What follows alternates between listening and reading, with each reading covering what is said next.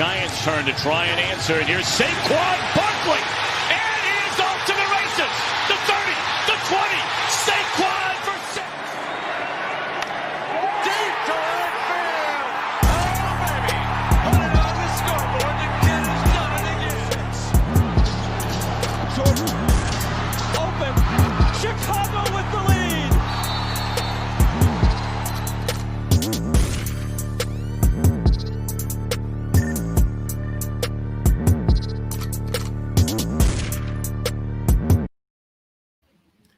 Ladies and gentlemen, a pleasant good evening to everybody. Welcome to NBA Friday with Lewis and D. Back once again with another basketball live stream with yet another video.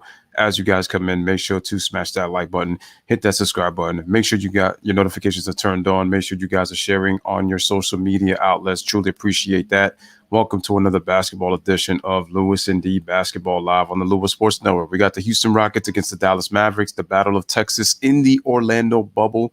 And it should be an exciting game. Right now, it is the second game of a doubleheader because right now on ESPN, they are playing the Boston Celtics and the Milwaukee Bucks. That is the first game right now. And that is a tight game at 105-103 in the fourth quarter, just under 4 minutes remaining. So the Bucks are up 2. But how was everybody doing in the chat, man? Hopefully we'll be having some people on in. And without further ado, I want to invite once again my partner in crime, D the Godfather Jefferson, man. You know, how was everything? What up with you, Lewis? That's right. Salute, man. All right, man. Just getting ready to do this basketball content. Day 2. No doubt. Ron Day Cohen, 2, Brandon Nicholson in the building. Real quick, Lewis, let me go ahead and crank up over here on Speak Your Mind Sports Talk, if you don't mind, my man. All right, no doubt, man.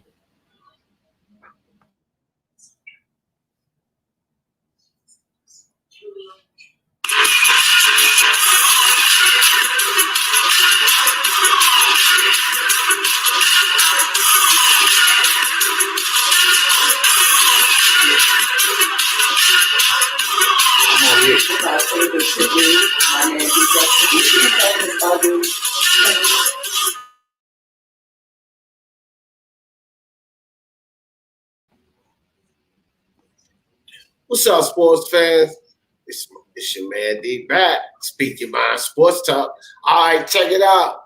Basketball Live. Lewis and D, we back, baby. Chopsticks in the building.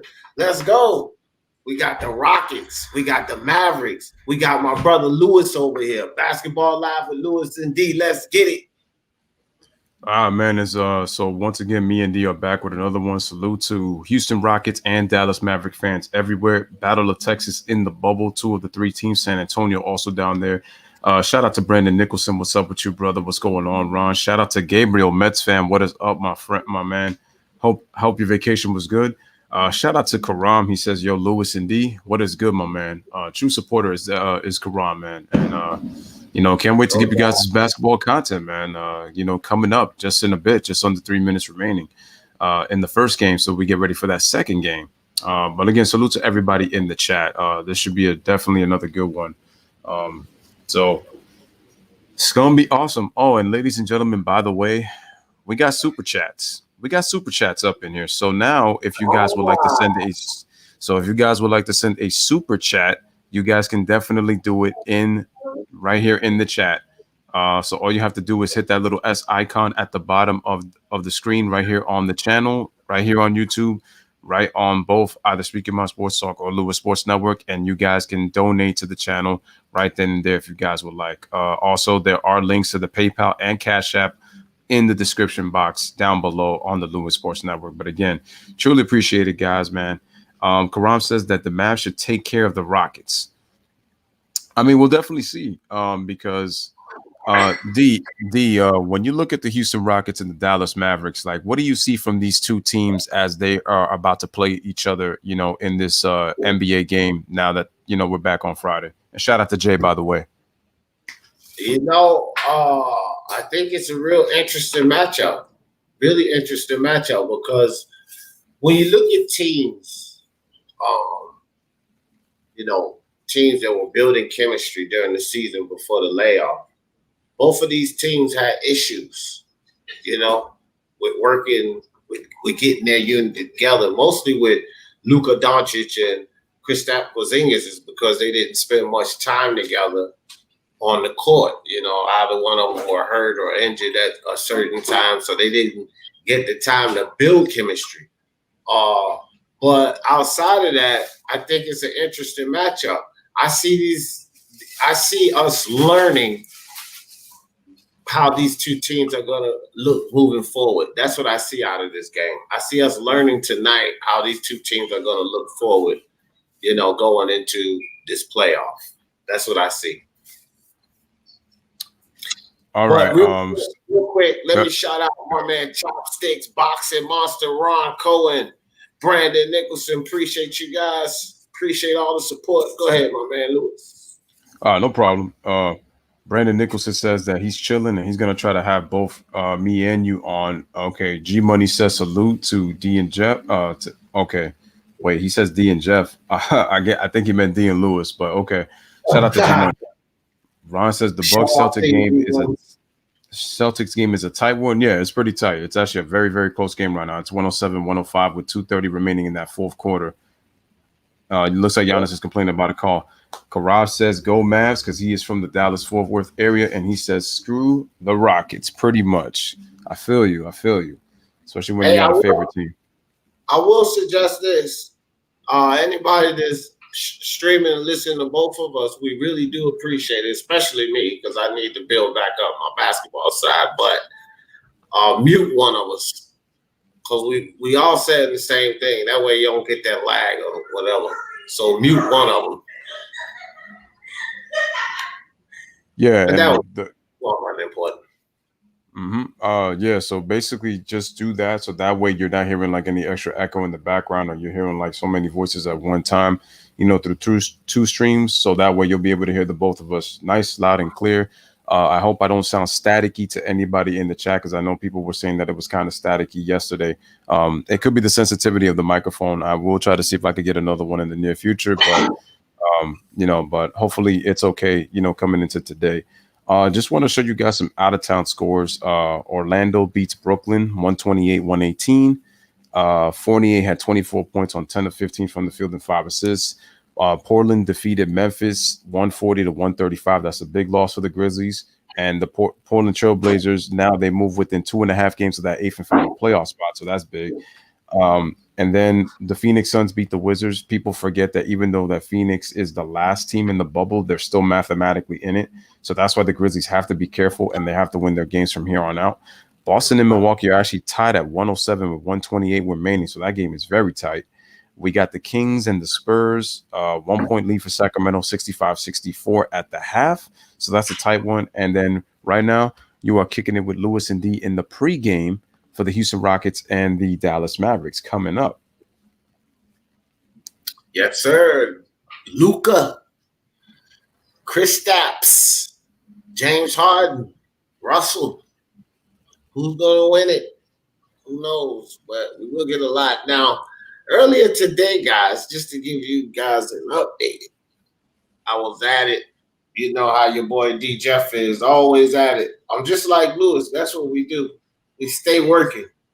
We stay giving y'all that live action. So, to make a long story short, I was doing a game earlier, and let me tell you guys something. Great game. Portland, Memphis Grizzlies, down to the wire. Both teams took the lead. Kind of remind me of the game we were doing the other night, Lewis.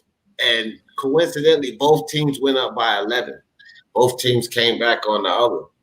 And, I picked Portland to win that, and they did pull it off in the end. But Memphis Grizzlies showed a lot.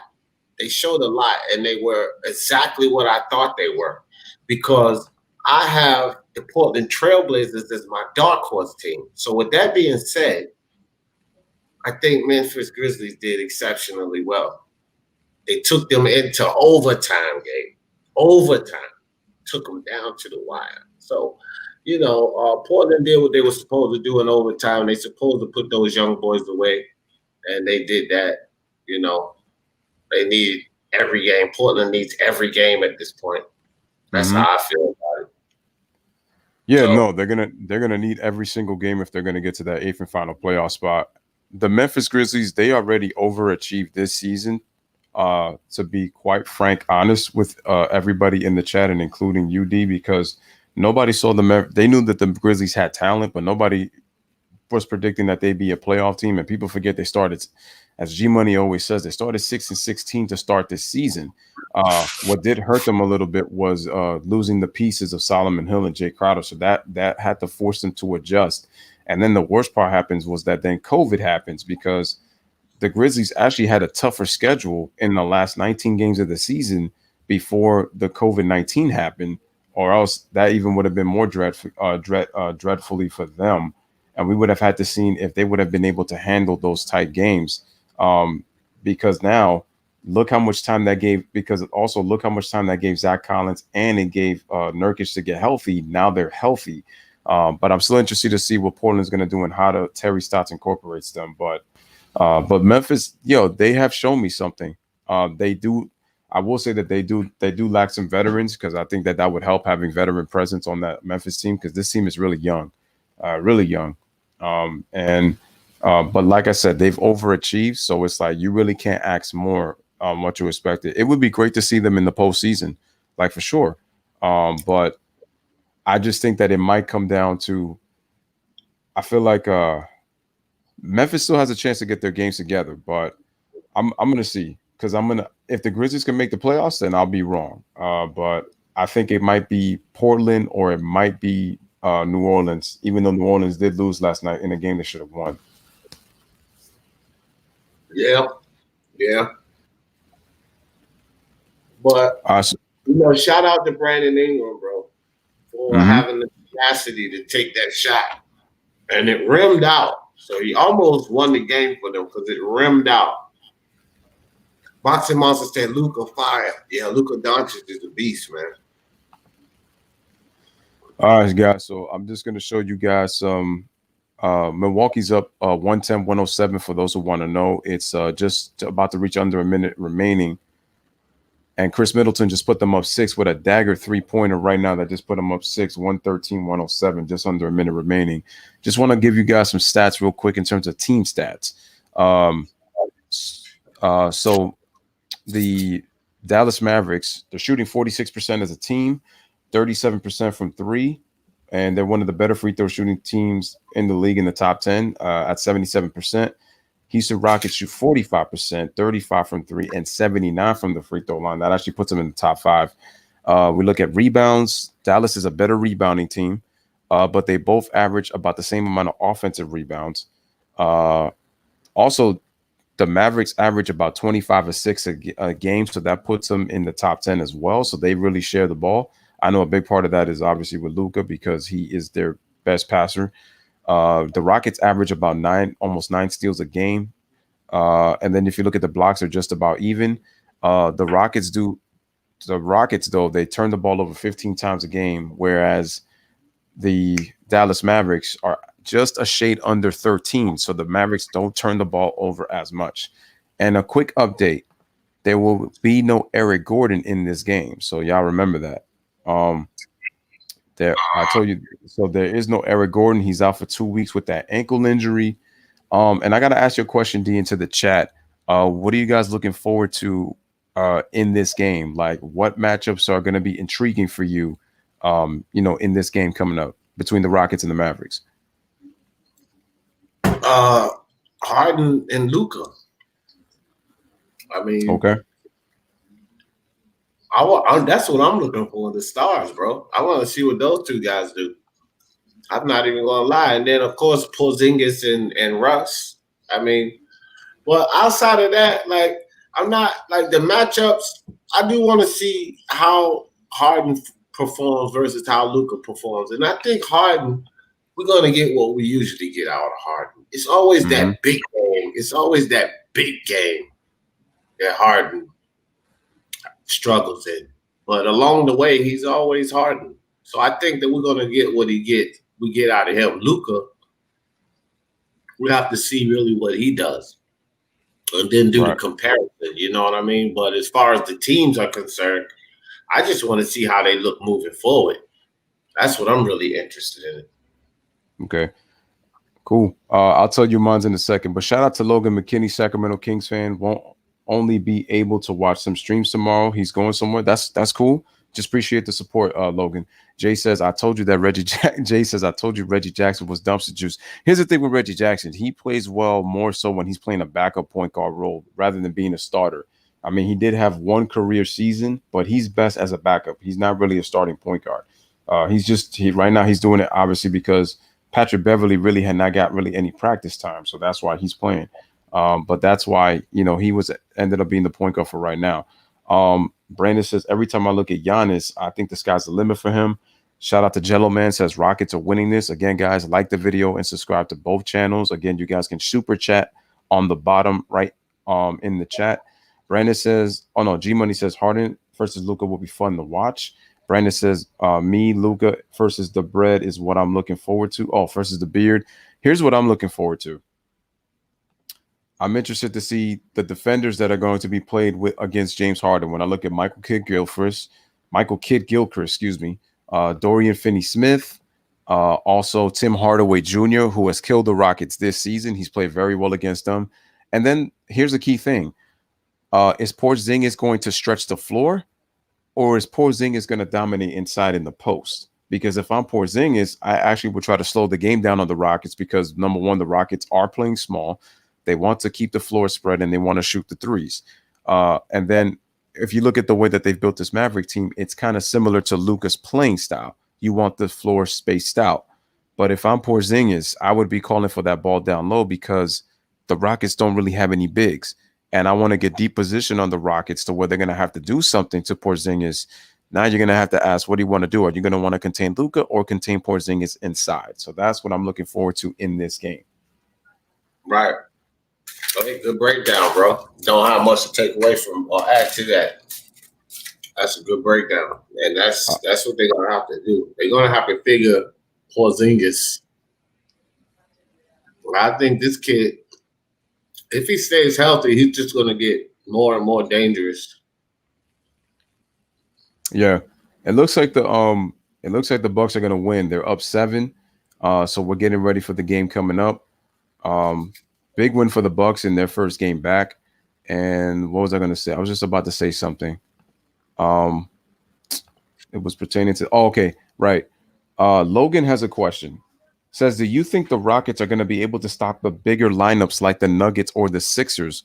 Well, we don't know if they're going to face the Sixers. Well, if they face the Sixers, both teams are going to have to be in the NBA Finals. So that nudges that in the butt. Now the question is going to have to kind of go first to, can they beat the bigger lineups against the Nuggets? What do you think, D? Do you think the Rockets team, the way constructed, can beat a team like the Nuggets with their big lineup? I think they can because two reasons. Capella and PJ Tucker always play bigger than they are. I give them that. Both of them have always done that. Or just the style of play that D'Antoni has them. A lot of times the Rockets lose, though. I wouldn't pick them. Could they beat them? Yes. But a lot of times they lose is because D'Antoni refused to transition. Like, if he switches up sometimes, these guys would have taken a lot of games. So can they beat them? Yes. Will they? I wouldn't pick it. I wouldn't pick that. Like, if I had to bet on it, I wouldn't bet that. But I do believe that they have the capability to do it. Okay, and in my personal opinion, well, the way that I see it is I don't know how long that Nuggets lineup is going to work against playoff teams, especially against teams that like to run, because teams, trust me, they will try to run. The key for the Nuggets is really going to be their guards.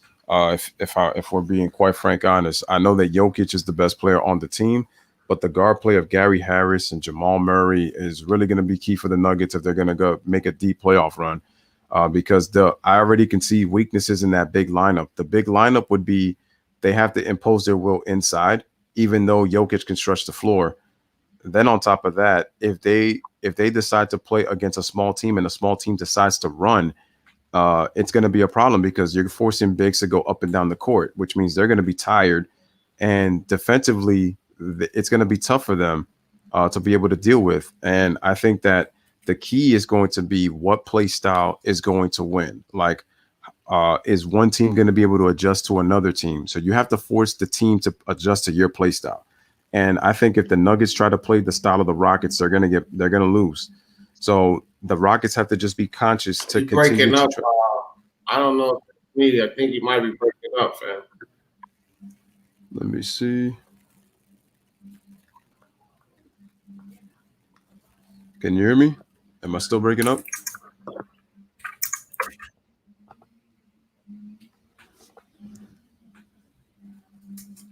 Can you still hear me, D?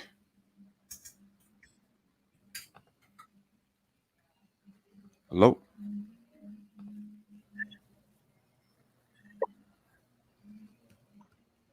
I can't even hear D now.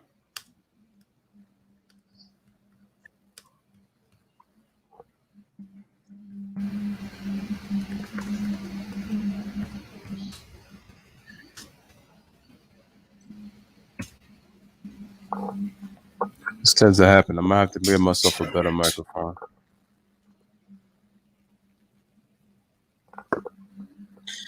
Yeah, I think I might. Hold on, I might be breaking up a little bit.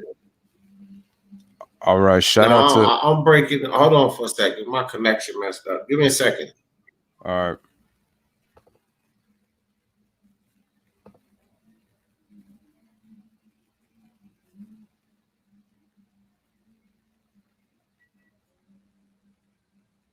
You hear me now, Lewis?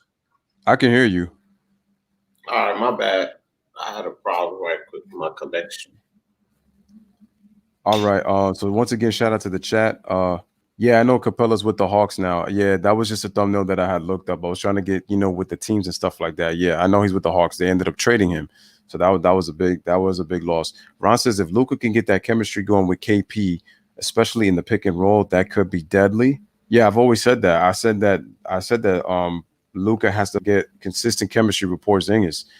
Shout out to Anthony in the building. Appreciate you. G Money says so far the bubble games have been interesting. Ron says no D. I think he was talking about the connection. Okay. Chopstick. Oh, my bad. Chopstick said D'Antoni's system always gets exposed in the playoffs. I wouldn't argue with that, Chopsticks. But that's my question with the Rockets. It's not the fact that if they can't win. I just think that part of the problem also is that I just think that it's really more so Daryl Morey, because if you look at D'Antoni, that's not his original system. Daryl Morey is the one that's actually predicating in terms of the style of play. So I think if the Rockets don't get it done, Daryl Morey needs to get fired, because I think he looks too much into analytics, and it's caused him a lot of. Now, the closest that the Rockets were was just 2 years ago against the Warriors, obviously. But I just think that this is make or break for Houston. If they don't get it done this year, and let's say that I still think they're going to keep Russell Westbrook, but it's like, what's going to happen? If they decide to get rid of Russell Westbrook, are you going to say that it was his fault? Because remember, they got rid of Chris Paul thinking it was his. And then it's like, then you're going to have to start looking like, whose fault really is it that the Houston is not advancing?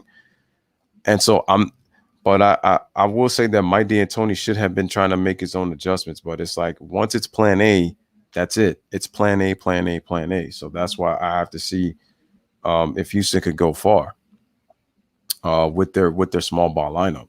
I just hope that they're able to. All right, guys. So that's my issue with D'Antoni. Real quick, Alistair 49, Freddie G, Andre in the building. Appreciate you guys coming through. Go ahead, Lewis. Luka Doncic, Seth Curry, Tim Hardaway Jr., Dorian Finney-Smith, and Luka Doncic and Porzingis, for the Mavericks. They just got the opening tip. So Seth Curry's got the basketball again. Smash the like, hit that subscribe for both channels. All right, so let me just see who's got that. Looks like it's Luka who's got that's Luka who's got it. Hardaway Jr. passes it to Porzingis. Porzingis shoots a jump shot, and look at that. He already scores, and the score is 2-0 Dallas Mavericks. So here comes Russell Westbrook. Westbrook's got the ball on Seth Curry, takes him to the rack, kicks it out on the double team, gives it to Daniel House Jr. for 3, but he misses the shot. Rebound, Luka Doncic. Go ahead, D.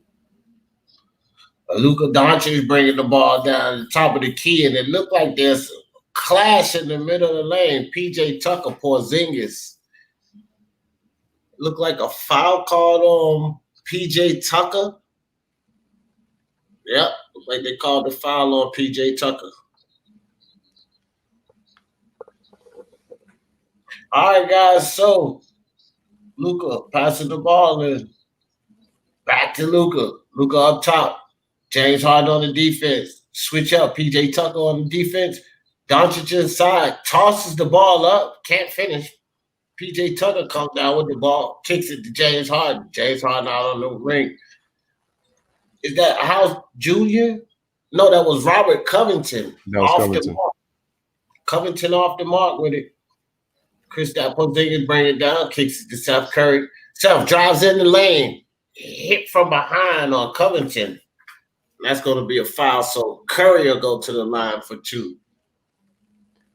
The one thing I'm already seeing is that the Houston Rockets are being very physical with Porzingis. He's already been knocked down twice, in this game. And a good move by Steph Curry, going to the middle of the floor, getting to the basket and drawing a foul.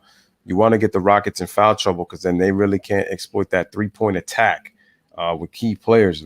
So Seth Curry knocks down the first free throw. And look at Steph Curry's last 4 games, guys, before the restart. 25 points, 72% from the field, 64% from the 3-point line, ladies and gentlemen. So he was balling before that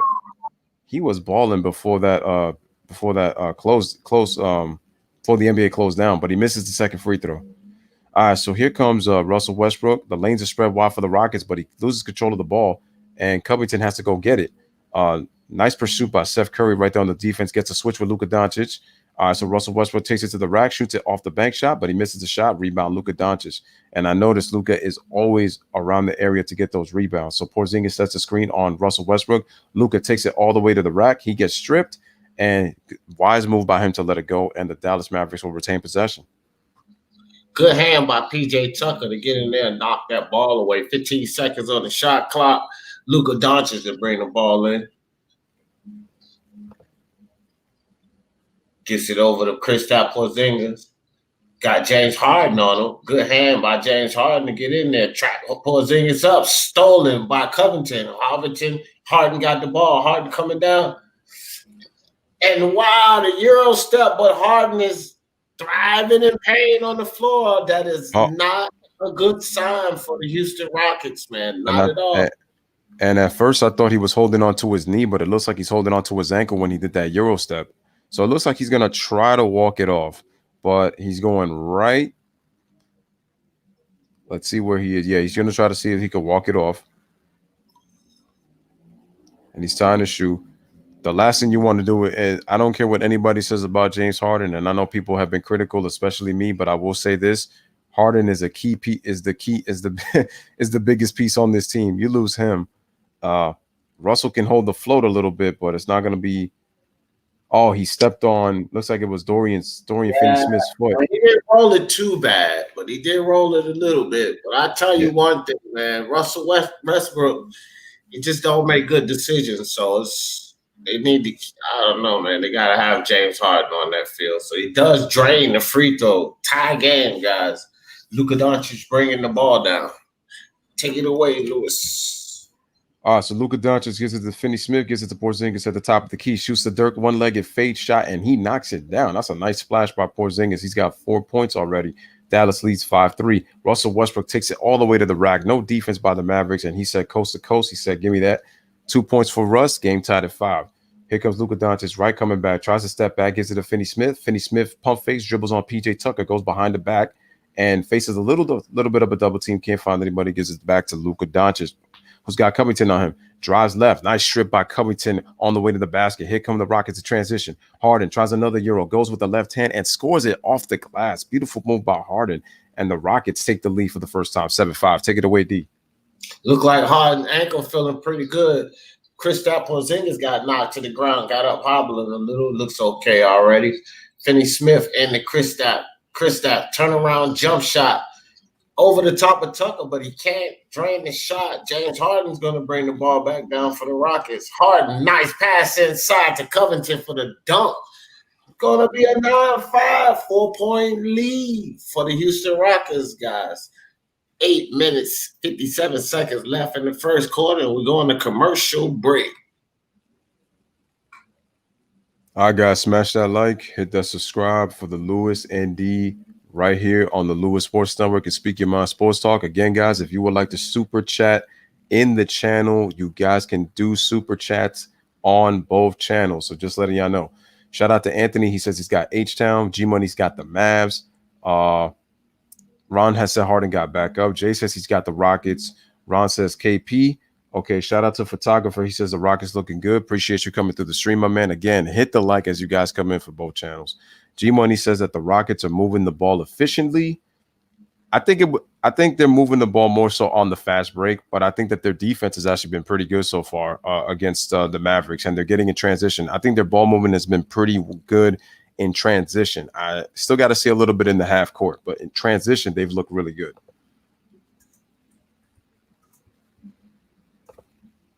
Yeah, no doubt. Still early in the game, so we got to see how everything goes as this game go on. But I agree with you right now from the immediate assessment. We're pretty much our own media, but we give unbiased basketball talk. That's the difference. Not these other heads that will say one thing and eliminate the other without recognizing. You got to bring the entire totality to the game when it comes to what you're seeing out there, which is why me and D are providing that basketball content, because we're telling you what we see, and everybody's knowledgeable on both sides, on both channels, in terms of, you know what you guys see and what you guys hear, from the commentary. So, we're giving you that authentic stuff, man, homegrown, none of that artificial nonsense that the media likes to spew to the public. No brainwashing over here, man. It's the real deal, real stuff. That 100 stuff. And salute to Tara. All right, salute to Tara Matthews, man. Appreciate her. She's a huge Lakers fan. She says she's going with the Mavs on this one, even though Harden was dropping 30-plus points in the scrimmages. Okay.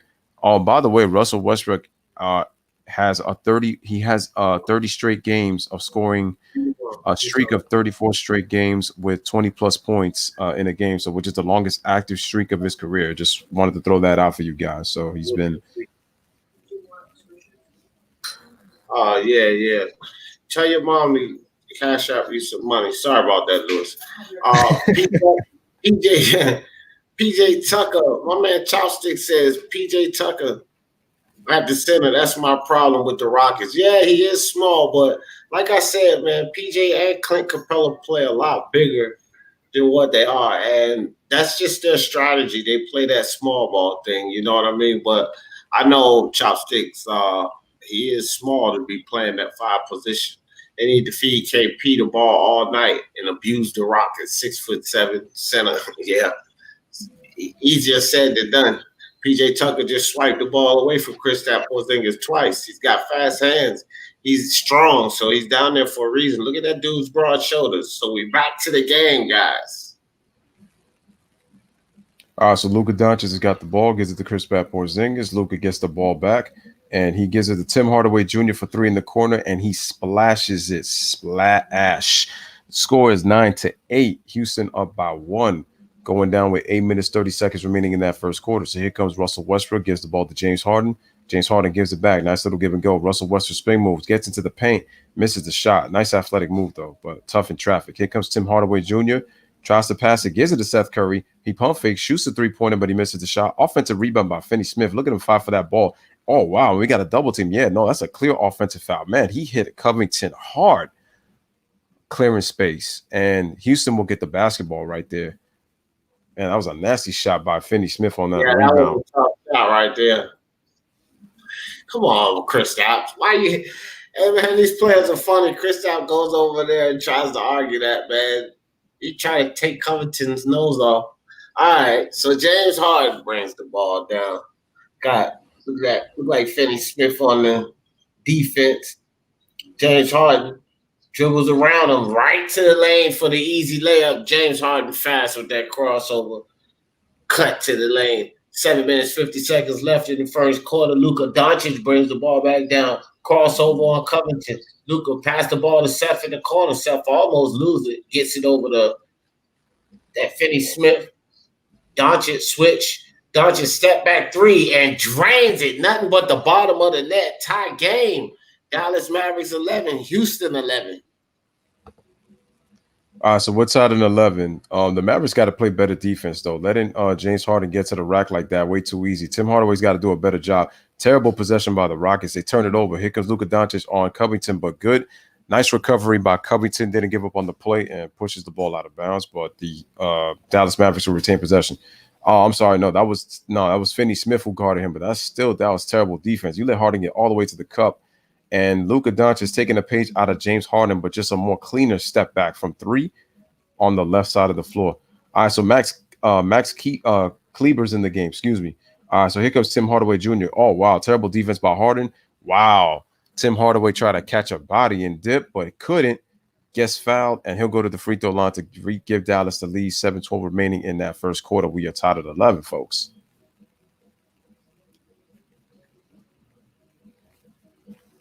As you can see right there, PJ Tucker fouls him right on the arm because, like I said, he would have caught a body and would have dipped on that dunk right there. So Tim Hardaway, here he is, junior, at the free throw line, and he scores the first one. Dallas now leads 12-11. Again, smash the like, hit that subscribe for Speaking My Sports Talk and Lewis Sports Network. And Tim Hardaway's season, he's shooting 41% from three. He's making almost 2.9 3-pointers per game. And there's Eric Gordon, who is sitting out for 2 weeks due to an ankle injury he suffered in the last scrimmage game. All right, so Dallas leads 13-11. Take it away, D. All right, James Harden with the ball. James going to bring the ball down. Hardaway Jr. steps in front of him, kicks the ball over to Russ. Russ with the nice move inside. And did he get fouled by Curry? Looked like it's going to be an and one. Russ will go to the line. Nice move on Curry by Russ. Gets the foul. Yeah, he did grab him. He's got to, if you're going to foul him, you got to come a little tougher than that, Steph. Right, and just real quick before D continues, my bad, man. G Money says, oh, wait, Logan says, do you think that Tim Hardaway's been doing better than we expected? Offensively, he's been fine. It's really more so defensively because he's got the athleticism to be a good defender. And I feel like that's where, to me, he needs to take the next step. It's defensively to be a real, like, two-way player because he can put the ball in the basket and he can shoot the three. Luka Doncic just got fouled. Looks like it. Is he going to get the continuation or are they going to call it on the floor before he took the shot? That'll be interesting to see. On the floor, no shooting foul, but Westbrook missed the free throw just so that everybody knows. Mm-hmm. So Porzingis shoots a three-pointer, but he misses the shot. Rebound to James Harden. Go ahead, D. James Harden directing traffic as he brings the ball down. James at the top of the key. James Harden step back three, can't hit, but he's fouled behind the line. So James Harden will go to the line for three. You know, these players got to get back into that rhythm and get used to giving that shooter space to land because, guys, that's the new rule. Got to give them space to land. They're going to give you the call on that every time. So James Harden up for the first free throw. Game tied at 13. James Harden drains the first free throw, 14-13. Houston up by 1. Freddie G says, smash that like button. Appreciate you, Freddie G. Seth Curry, former Blue Devil. Yeah, no doubt, no doubt. Yeah, talked about Duke. Yeah, the Leighton, no doubt. You say you're a biased KP fan. I feel you, Chop. So James Harden shoot the third 3-point free throw, and he drains all three. So 16-13, Rockets with a 3-point lead. Is that the long right? Like they got the long right and he throws the ball away. And it's a foul by Seth Curry. Austin Rivers, full speed ahead. Curry slowed him down with this foul. And that's Curry's second personal foul. So I think that they are going to sit Curry down. 6 minutes, 25 seconds left in the first quarter, guys. Mm-hmm.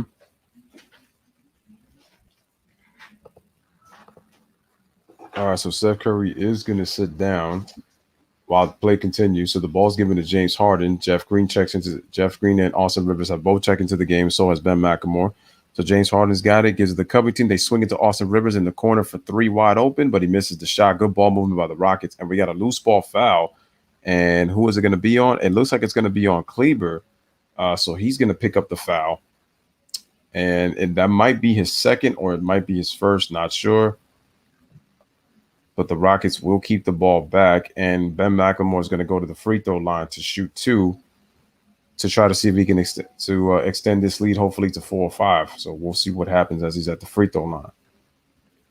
No doubt. Terrell Matthews, Ron Cohen, Jay Jefferson, G Money, Anthony L, Logan, McKinney. Who else we got? Photographer. I ain't gonna butcher your first name. Shane Bowles in the building. So appreciate y'all coming through. Tomoko, Freddie G, Chopsticks, Andre. Appreciate y'all coming through. So it looks like DeLon Wright slips right there. It's all right. While Porzingis picks up the shot and he knocks it down. So KP's already cooking already with 6 points. Houston leads 17-15 against Smash I Like It. That's subscribed. So here comes James Harden. He's got the rock. He's dribbling. He decides to shoot the 3 on DeLon Wright. And, he gets the beautiful shooter's roll, cinnamon roll. Hits that 3-pointer. Houston Rockets lead 20-15. Go ahead, D. So Tim Hardaway Jr. goes right inside. Short jumper. Looks like he got a foul. James Harden crying, but I do think that was some contact there. Good foul call. Tim Hardaway Jr. going to go to the line for 2. James Harden, that step back 3-pointer, man, is deadly. If you watch James Harden's feet, man, he shuffles that back foot every time, man. It's like it's automatic travel, if you ask me, every time, but they never call it. Wow, look at that. Typical stat, man. 200 step back 3-pointers made this season, more than every other NBA player through the spectrum. See, these are just but crazy. Kudos to James on that. Yes, sir. James Harden brings the ball down, drives right through the middle of the lane, kicks it to Austin Rivers at the end. Blocking foul called on Trey Burke. Trey Burke. I could tell he wants to be Allen Iverson so bad. He had his braids, and now he got AI's similar cut. Wow. I mean, he did say Allen Iverson was his favorite player. It cracks me up, though, because he low-key looks like Iverson. All he needed was a little mustache or a goatee. You would have thought it was a carbon copy. So Harden at the free throw line. When he gets hot, he reminds you of Allen Iverson a little bit. Harden drains the first free throw, 21-17. Again, shout out to Shane. Shout out to Shane Powers. Again, shout out to everybody in the chat. Shout out to Gabriel. Shout out to Ron. Harden has the same moves, but no one can stop it, though. His offense is so predictable. Yeah, I mean, it is. It is. I'll get into that a little bit later. But Porzingis has got it. Gives it to Tim Hardaway Jr. being guarded by Jeff Green. They dump it to Porzingis, who's got Austin Rivers on him. Let's see what Porzingis does. Just shoots over the top of him, and he drains it. And like I said, guys, 22-19. Porzingis has to take advantage of that matchup in the half court. That will prevent the Rockets from getting in transition. So Harden passes it to Green on the pick and roll. Green scores off the glass plus the foul. He'll go to the free throw line to shoot for the 3-point play. And the Rockets now lead 24-19. Nice slip screen by Jeff Green right there. And nice bounce pass by James Harden right there. Beautiful bounce pass by James Harden. And Kristaps Porzingis definitely has to take advantage of that matchup. And he should just do that all night. Right over the top. No matter if they put Austin Rivers on him, Jeff Green, or PJ Tucker. Just turn around jumper right over the top. They're not going to be able to stop it. So James Harden, Jeff Green knocks down the free throw, and he gives the Rockets a 6-point lead, 25-19. And looks like we got to stop and play. Looks like there was a foul on Jeff Green. Just showed a quick stat. He was only shooting 39% with the Utah Jazz, but since he's been traded here to the Houston Rockets, he is shooting 62%, averaging almost 11 points per game. So he's been a solid pickup for Houston. So Porzingis does get fouled, and he's going to go to the free throw line to shoot 2. Porzingis has been very aggressive already early. I believe he's going to get it should be points 11 and 12 right here in the first quarter, if I'm not mistaken. No, 13. My mistake. That was his 13th point. So he's off to a great start. Yeah, he started off hot. soon as he came right out the gate. Jay in the building. What's good with you, Jay? Say, Lewis D, what's up with you? Shout out to Jay. Appreciate you guys, man. Appreciate you guys coming in. All right, so Jeff Green gets into the paint, but there is Covington on the offensive rebound scores. Houston leads 27-21. Here comes Allen Iverson. Trey Burke. Porzingis just pulls up for three and drains it. And guys, what did I tell you? What did I tell you guys? 27-24. Porzingis. All right, so James Harden. Oh, nice split of the defense and the Euro step and scores. And that's the James Harden that I like to see right there. That's the James Harden I like to see. 29-24 Houston. Here comes Trey Burke, comes right back and scores on the layup. So no defense being played. NBA action, trading baskets back and forth, 29-26. Here comes James Harden. He's off to a good start. Nice bounce pass again to Jeff Green on that slip screen pick and roll, and they can't stop it, 31-26. So I like that little incorporated play the Houston Rockets have got. So here comes DeLon Wright. He brings it back up, drives to the middle, shoots it with the right hook, and he scores. Nice move by Wright, and it's 31-28. Take it away, D. I don't like this defense by either team right now. I think it's really soft. They need to press up on these guys, collapse in the pocket. James Harden, step back jumper, fouled again behind the three-point line. James Harden will go to the line for three. And they also need to give James Harden space to land, because if you're going to keep fouling this guy behind the three-point line, he's going to keep draining them from the free throw line. Believe that. But I don't like defense on either side right now. Lewis, what you think about that? No, I feel you. I mean, it's good NBA action when it comes to offense, but you do want to see some defense being played. Everybody's just kind of trotting back, and it's just the coverages are terrible, to be honest. There's really no rotations, so I agree with you, D. There's got to be better rotations. I mean, even in the half court, guys are getting what they want because everybody's really standing still and they're kind of focusing. And right now, the matchup right now is between Harden and Porzingis right now, which we would thought it would be Harden and Luka, but both guys have come off to very good starts. And Russell Westbrook checks back into the game, scores 33-28 early first quarter, 3:37 remaining. Both teams are shooting the ball well, but like D said, both teams are playing terrible defensively.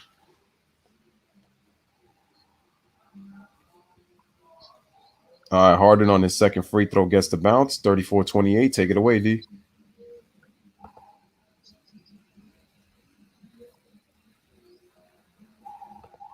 And I don't know if D can hear me. I don't know if he broke up, but I'll just try to take over. So Tim Hardaway shoots a three-pointer, and he drains it, knocks it down for three, and the score is 34-31, Houston Rockets. All right, so here comes James Harden, faces a double team. Russell Westbrook swings the ball into the hands of Jeff Green, misses the three. It is short. Oh, wait, was that Jeff Green? No, that was Covington, my mistake. All right, so here comes Tim Hardaway Jr. once again. Puts the ball. Wow, Tim Hardaway with all these dribbling moves, but it puts the three. My stream buffering. Oh, I see. All right, so James Harden takes a step back three, and he gets second time in the first quarter gets the shooter's roll again, and it's 37-31. James Harden off to a terrific start. So here comes Porzingis, dribbles left, shoots the mid-range shot, and he knocks it down plus the foul. Porzingis comes right back. Oh, wait, did they? Oh, no, looks like we got an offensive. Oh, wait, let me see. It looks like it's a timeout, but all right, guys, so 2:41 remaining in the first quarter, so the score is 37-31. Anthony L says, great commentary. Harden is on fire. That's facts. Yeah, Harden's killing it right now, man. That step back is vicious. I'm back now. Sorry about that, man. That's all right, man. Jay says he doesn't like the bigs in this era, just too much finesse. Yeah, I mean, you got to adapt to this game. Shout out to Chiefs fan in the building, man. Appreciate you. Appreciate it. Jay says defense will be behind the offense. Is basically opening game. Harden is the number 2 Rocket scorer ever behind Hakeem Olajuwon. Didn't know that. That's something good to know. Harden versus KP. Yeah, it's a Harden KP duel. Like I said. Okay, so Logan says the Old Kings logo. That's his favorite logo. But Logan wanted to ask, what was your favorite player growing up? And I know he asked me that question, but D, who was your favorite player growing up if you had one? My favorite basketball player growing up. was Patrick Ewing. Because I'm a long-time Knicks fan, and I thought Patrick Ewing was the best thing smoking. So for me, it would be Patrick. Patrick was one of my favorite players growing up, but the thing is, because I'm more of a wings person. Like I like guys like Allen Houston, Latrell Sprewell, but my favorite player growing up was MJ, and then I'm more of a Kobe guy as well. The Knicks were my team, but it's like I'm just a wings person, so it's like I go Jordan, Kobe. Patrick was actually my third favorite player growing up, and I'm more of a Houston Sprewell kind of guy because I just love the way that those guys play. So those are my favorite players. When I got older, like Jordan became my favorite player. But I mean, like when I was a younger chap growing up, it was Patrick Ewing because Jordan, I won't think about Jordan not for a while, and then he started whooping up on us. I started watching him, and I stopped being biased, and understood that dude was great, and so he became one of my favorite players later. But essentially, Right. Initially, I mean, growing up, it was definitely Patrick Ewing. Chopstick says Jeff Green, player for my Sonic with KD. I always support him. Yeah, man. Jeff Green has got heart, literally and figuratively. I always support Jeff Green too. That dude's got heart. You know what I mean? Absolutely. So they're showing James Harden highlights. He's cooking right now. Jay says, Lewis, you already know who my favorite player was growing up. That's right. OG Isaiah Thomas. You already know. G Money says, do you think a player will ever score 100 points in a single game like Wilt did versus the Knicks? I just think, remember, the closest we had was what, Kobe in the modern era with 81 points. But I just think that it's tougher, I think, for bigs in this era.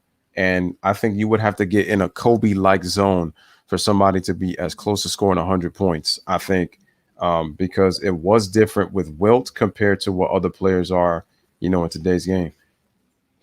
You know what I don't like is when you remember that game we were doing commentary for, and James Harden scored 61 points and set out the entire fourth quarter.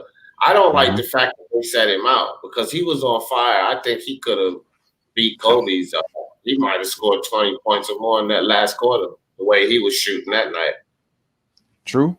And all right, so we'll get back. We'll answer that. We'll continue to talk about that in a second. So Luka Doncic has got the basketball with Russell Westbrook guarding him, and Russell a little too aggressive on defense, gets the foul call as Luka tries to spin to the rack. But just to be quick, people also forget that Kobe had 62 3/4 against the Dallas Mavericks, and he had outscored them. The only thing was the Lakers were up, I believe, by 25 points. And so he decided not to come into the fourth quarter. So I agree with you, D. James Harden could have definitely could have been on pace to have 80. And this is a wings era, if you look at, especially with the element of the three ball. But like I said, you would have to get into that kind of zone to have a realistic shot. I think it's more favorable for a wing, a dominant scoring wing, than it is for a dominant big man, unless he can shoot the three real well and it's hot on that night. All right, so Luka makes the first free throw, 39-34, misses the second, but he gets his own rebound after that tap by Russell Westbrook. So Dallas could cut into this lead on this possession. So as Boban sets the screen, take over, D, because my thing just buffered. Yeah, well, it must be both of us. But I tell you like this, PJ Tucker looked like to me that he had that rebound. I don't even think that Russell Westbrook needed to stick his hand in there and go for that. But I don't know. Westbrook, my whole question about the Rockets was Westbrook going to be the solution or was Westbrook going to be a problem? And I'm just not too sure if Westbrook is the solution. I'll say it that way. But we still have to give him some time. But I'm not sure if Westbrook is the solution. I feel you. And Jay says, hopefully before this thing comes back, he says that the Mavs, they let you play your game. Their game is hitting shots. Getting your timing down helps you when you're playing against the Mavs. Dirk years, it was the same for the most part. Yeah, that's true. That's a very good point. And yeah, that's why I mentioned the Kobe versus Dallas, Jay. That's right, exactly. Can you tell which franchise is bigger, Houston or Dallas? That's a tough one. Shout out to the sports critic. He says you got approved. Appreciate that. I think he meant again, congratulations on 1,000 subscribers, sports critic. Did a wonderful job with the Magic game earlier today. Magic game? Yeah, he did the Magic and the Nets because he's a Magic fan. So he grew up loving Shaq and all those. He grew up Shaq, watching Shaq, Penny. He fell in love with that Magic, those 90s Magic teams.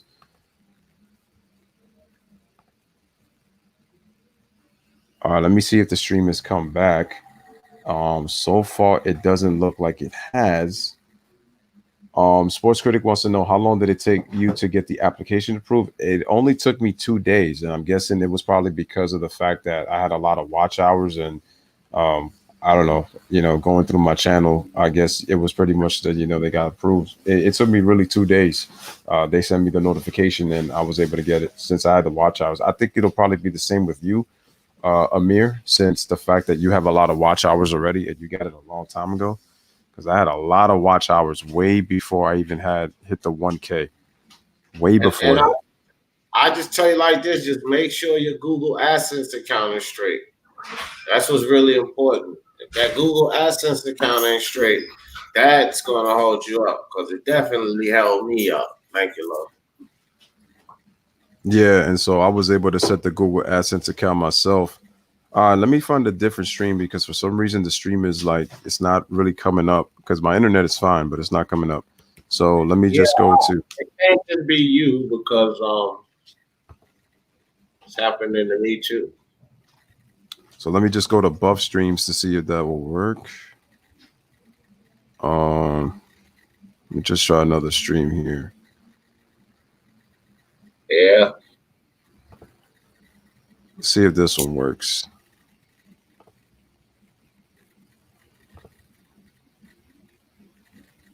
Okay, so this one's working. All right. I wonder what that was about. All right, so that's at the commercial break. All right, so we got all right, sports critics cheering for the Mavericks. All right. It looks like your Magic are gonna get that 7 seed, sports critic, because I just think the Nets are missing way too much for them to make that 8th and final playoff spot. But the thing is, they might be 8th only because the Wizards, they just lost to the Phoenix Suns today. So they haven't lost as much as the Nets, but you losing Bertans and losing Bradley Beal is still gonna hurt them. Yeah, Austin Rivers, another Blue Devil, another Blue Devil. Harden will continue to do offense, but they won't win the game relying on that. Dallas is playing better team ball. What do you think about that, Lewis? I thought that they played better team ball ending the first quarter. Whereas the beginning, they were kind of getting a little bit ISO, but I will say that they did a good job of giving Porzingis the ball, and I thought Porzingis did a great job getting to the free throw line. He was able to get into the post.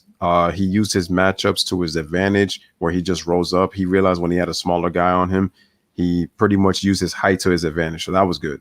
All right, so ladies and gentlemen, we got a doubleheader tomorrow. We got Pelicans and Clippers, and then we have the Lakers and the Raptors at 8:30, which me and D will be doing tomorrow, Saturday. So make sure you guys pull up for that one. Shout out to the North. We the North in the 6. So we're getting ready for the second quarter to start. I just got a different stream, so we're back. So in the first quarter, James Harden, 6 of 6 from the field, 23 points. Porzingis, 5 of 8 from the field, 15 points. But shout out to Andre. He has said, man, Harden got 9 free throws in the first quarter already, man. Yo, it's crazy. Harden that's what he does, man. He gets to flailing those arms around, and he has a way to, get those fouls. He has a way to get to the line, and that Euro step is amazing, That Euro step is a great thing for James Harden. My man Chopstick says KP with the 15 points. Yeah, Kristaps looking good, and that's not really a good sign for the Rockets. I tell you that, because if Kristaps continues to play like that and Luka picks up, that's going to be trouble. Which is why it goes back to Ron's point that Luka has to figure out how to get him and Porzingis get each other in sync. And I think that pick and roll is something that they're going to have to look forward to in years to come, because I feel like this is a deadly duo once they they in sync play well together at the same time. Because I felt like with the Mavericks this season, Porzingis played better when Luka Doncic was not on the floor, and then when they featured him. And now, the fact that now Kristaps is using the post game and the mid-range game, this is dangerous for the Rockets, because now what's going to happen is it's going to help guys get involved, and it's going to really help space the floor. So we're in the second quarter. Russell Westbrook misses the mid-range elbow pull-up, and here come, once again, the Dallas Mavericks. So Luka Doncic has got it. Cross-court pass, kicks it out to Trey Burke for three, and he drains that one. Nice. And the score is 45-42. Take it away, D. Russell Westbrook with the ball. Russell Westbrook make the right decision with the ball. Russell Westbrook kicks it out to Tucker in the corner. Tucker drains the three right back at you, boys. Tie game, 45-45. Luka's going to bring the ball back up for Dallas Mavericks. Luka trapped up in the corner, dribbles his way out. Luka steps back, top of the key, hits and doesn't hit the rim at all. Russell Westbrook will bring the ball down for Houston. Kicks it to the corner. House Jr. for the three. Drains it. 48-45. Oh, that was McLemore for the three. Sorry, guys. Not House Jr. McLemore for the three. So Trey Burke, cross-court pass. Klebos trying to take it hard in the lane. I like that by Klebos. Don't take it soft, young man. Take it hard to the lane. But I think they called the offensive foul. PJ Tucker grabbing that stomach. Looked like Klebos might have got his knee in the gut. Yep, PJ Tucker was outside of that restricted area. That's a good call by the ref. Very good call. And Jay says the Rockets have a head coach and two key players who don't use a team concept. Well, D'Antoni at one time did, but it's just the problem is he doesn't diversify his offense. That's his problem. And he's not much of a defensive coach. Let's just put it that way. And looks like the ball is going to the other way to Houston. Looks like Luka got hit, and he's kind of gimpy, shaking his leg a little bit. So we'll have to keep an eye on that. Hopefully Luka is okay, trying to walk it off a little bit. And Russell Westbrook, a little perturbed at Austin Rivers. Don't blame him, because Russell Westbrook had a nice path to the lane, and Austin Rivers tried to be too much of a star right there. So I don't think that Russell Westbrook said anything to Austin Rivers, but he did show a little bit of frustration. So Luka Doncic inside, and one. Luka Doncic gets fouled inside. Nice move and layup by Luka Doncic. See if he can tie the game up. 47-48, 10 minutes, 25 seconds left in the half, people. And Jay says the playground ball is not going to win you a championship. And Jay says that's what I said. Usually Ron says it's still a little tough for me seeing KP on the Mavericks. I feel you on that, because I feel like he could have drew us some free agents, man. But, you know the Knicks. Can't trust those dudes in the front office. So Luka hits the free throw, tied at 48, and the Russell Westbrook brings the ball up. McLemore sets a nice solid screen right there on the right side. Westbrook decides to pull the elbow jumper, and he misses. And that's my thing with Russell Westbrook.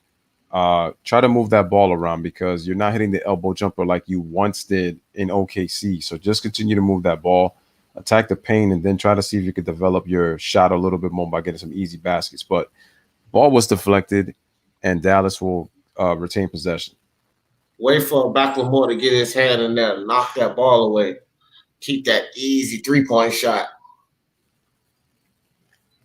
So Luka inbounds the basketball to Trey Burke. Allen Iverson 2.0 gives it back to Luka, gives it back to Trey Burke. Trey Burke shoots a three-pointer, drains it, knocks it down. And Dallas retakes the lead 51-48. Take it away, D. All right, Trey Burke's looking good right now. Russell Westbrook with the ball, gives it to McLemore, steps back for his own three, just off the front of the rim. Bogdanović with the rebound. Luka Doncic step back, fakes the three right quick, gives it to the big man inside, scores and one. And I gotta say this, D. I'm sorry, Lewis, real quick. I'm sorry, guys. Big Boban. Sorry, I called him Bogdanović. Go ahead, Lewis. Oh, no, I was just going to say that the Mavericks are doing a great job using their bigs, though. They just dumped it into Boban, and they dumped it into Porzingis. And to me, this is where Houston is going to have trouble, when they play teams that can play half-court basketball, if they use their bigs, this is where Houston could be in trouble, because that's what it'll slow down their offense, because Houston likes to pull up with threes in transition. So that could take an element of them away where they're going to have to hit threes in the half court.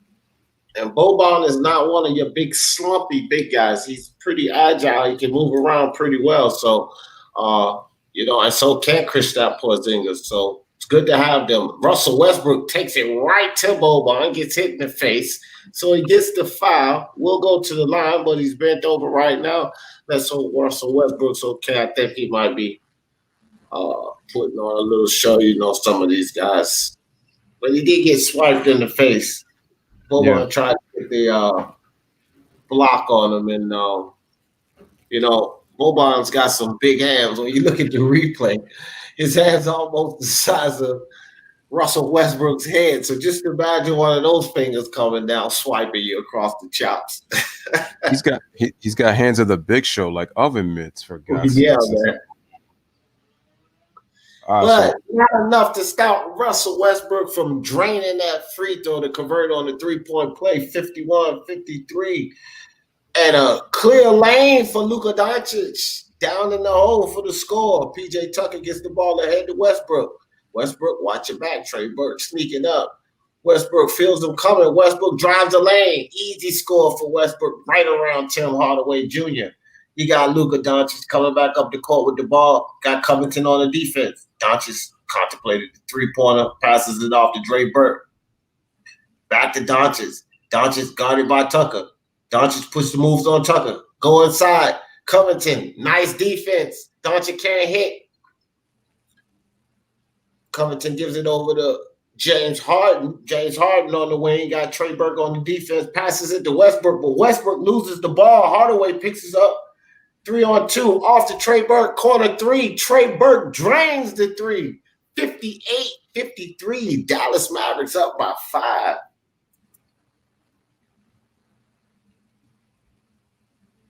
All right, Russell Westbrook. His own three can't hit. Doncic down with the rebound. Take it away, Lewis. All right, so Luka Doncic has got the basketball. Dallas meets 58-53. Tries to cross over Harden. The ball goes off of Luka's leg and out of bounds. It is Houston basketball. Luka's getting a little frustrated because he's actually drove into the basket, but is not getting the foul call according to Luka. And right now, Porzingis is on the bench, but they're maintaining the lead. You gotta enjoy. Russell did lose that ball, but you got to give the Mavericks credit. The way that they ran that transition last play to get that three for Trey Burke was crazy. Good ball movement by the Rockets. P.J. Tucker knocks down the three-pointer, and that's what the Houston Rockets need to do in the half court. Move the basketball. They're going to get their shots. 58-56 Dallas. So here comes Luka Doncic. Is it me, Lewis, or do you think they're targeting Luka Doncic's leg? Because that's like the third person to hit that same leg. We gotta pay attention to that. So nice hands by Harden. Almost stripped the ball and caused it to go off Trey Burke, but no cigar. So out of bounds on the Rockets. Dallas will retain possession. Good hands by Harden. All right, so Trey Burke has got it. Gives it to Tim Hardaway Jr. Got James Harden on him, dancing on him, and loses the ball, and Tim Hardaway double dribbles, so the Rockets will get the ball back. Can't give those turnovers. Can't be a superstar. Pass the ball off. Tim Hardaway Jr. Covington gets the ball into James Harden. Harden to bring it across court for the Rockets. Harden at the top, double teamed immediately. Gets the ball over to Covington. Covington drives down in the lane. Kicks it back out to Jeff Green. Jeff Green drives inside. Misses everything. Luka Doncic got the rebound, brings the ball back down in the corner. And Finney Smith from the corner, but he can't hit. James Harden coming back down with the ball. Take it away, Lewis. All right, so Harden passes to Jeff Green for three, but he can't hit. Rebound to Luka Doncic. He actually gets hit, but they didn't call the foul. They said the ball was just slapped out of bounds, and Dallas will retain possession. So, guys, 6:55 remaining in the second quarter. We got a timeout. The score is Dallas 58, Houston 56. Basketball with Lewis and D right here on the Lewis Sports Network. Make sure to hit the like button for both channels. Make sure you guys subscribe to both of our channels as well if you haven't, and make sure you guys are sharing this on your social media outlets. Appreciate that. Let's go into the chat. D that just stepped in the building. Sorry about that, Lewis. Just wanted to shout out Butter D. What's up, Butters D? All right, shout out to Butters D, man, and appreciate you coming to the stream. He says Burke looking like a solid addition. Yeah, Trey Burke just played very well in this game, and he was a nice addition for Dallas. So that was a nice addition. Ron says that the Houston defense parted like the Red Sea for Luka Doncic. All right, so Tomoko says, what's double dribble? Basically, what that means is that when you pick up the ball and then you stop and then you dribble the ball again, that's a double dribble. That's what that is. You grab it and you hold it with both hands. You can't do that, Tomoko. You got to keep the ball dribbling. You can't grab it with both hands. Once you grab it with both hands, you got to either shoot it or you have to pass it. But what Tim Hardaway did is he grabbed it up with both hands and he continued to dribble it again. That's an illegal move. They call that a double dribble. All right, so Jay says that the Rockets copied the Warriors. Yeah, but Draymond has some size versus others at this height. And the Rockets don't have the shooting backcourt that the Warriors have, but who does? And true, I mean, when you have Steph Curry and you have Klay Thompson, two of the best to ever do it. It's tough. Logan says, imagine if they had the rail camera when Ray Allen hit the buzzer beater in the finals for overtime. Facts. That would have been a sick camera angle. Facts. Ron says D'Antoni usually predicates ball movement. And that's what I was saying before. To me, he's playing what Daryl Morey wants and is catering to what James Harden is playing. I don't think this is really D'Antoni. So that's why I said that he usually predicates ball movement. He does use more pick and roll. That's really, his game. But, that's not what it is right now. Ball heavy guard. Yeah, and Jay says, ball heavy guard. Why Melo was phased out in New York with D'Antoni there. Well, yeah, because Melo, it was me, myself, and Melo when it came to the offense. He had his moments because if you look at Melo's game, his game never really evolved. He got better offensively in terms of scoring, but his offense really never, to me, evolved. It was the same for a long time. G Money says Burke was balling for my Knicks, which is true. That's right. Burke was balling for the Knicks, and because of that damn James Dolan, we can't keep a solid team together. Curse James Dolan, I say. Curse James Dolan again. And G Money also says, I remember Trey Burke had 42-point explosion on the Hornets, but we lost in overtime. But we're a young team, but we're just not a good team. Some of our signings have been, it's been crazy. I mean, we signed 4 bigs when we've needed help in the backcourt. We don't have really depth on the wings, so I don't understand that. But we get rid of DeAndre Jordan and really get no value for him. So that's why I say that it's tough. All right, guys, so we are back against Master Like It That Subscribe. So Luka Doncic with the ball. They give it to Finney Smith, who gives it right to Porzingis, and then gives it to Tim Hardaway Jr., to Seth Curry, back with the starting lineup. Doncic has got Jeff Green on him, left side of the block. Dribbles left, faces a little light double team. Good show by PG Tucker. All right, they get into the post. Luka with the right hand just misses, but nice play by Luka. Gets into the paint, scores, plus the foul, and Dallas now leads 60-56. So good job by Luka Doncic going back up with the second effort right there. And also good job by him not settling for no threes. I'm seeing a different Luka getting himself in the post, man, and staying in the paint. So I like it. That was excellent defense by Jeff Green. Kind of a mistake to come behind him and catch that cheap foul. But the initial defense on him was solid. He stayed in front of Luka the whole time, caused him to miss that shot. The Rockets got to do a better job, and I know it's difficult because they're playing small ball, but they got to do a better job of boxing out so that they can come down with those rebounds. All right, so Luka at the free throw line scored 60-56, 6:33 remaining, and here is his free throw. His free throw is good, and Dallas now leads 61-56. 5-point lead for the Mavericks. Take it away, D. All right, James Harden with the ball. He's going to bring it down for the Rockets. James Harden directing traffic. Hits the ball to Covington over in the corner. Is that McLemore? Nice move by McLemore. Actually, no, that was Daniel. That was Daniel House Jr. Daniel House Jr. They're going those dreads, boy, or the way those. It gets me every time. All right, Luka Doncic pushed the move on James Harden, kicks it out. Finney Smith, Hardaway for a spot 3-pointer, drains it 64-58. Covington gets it over to James Harden. He'll bring the ball back down. James Harden surveying the landscape. Gets the ball over to Covington. Covington passes it to Russell. And it looked like it's a foul on House Jr. trying to get in there and stop Seth Curry from stealing the ball. Bad pass by Russell Westbrook.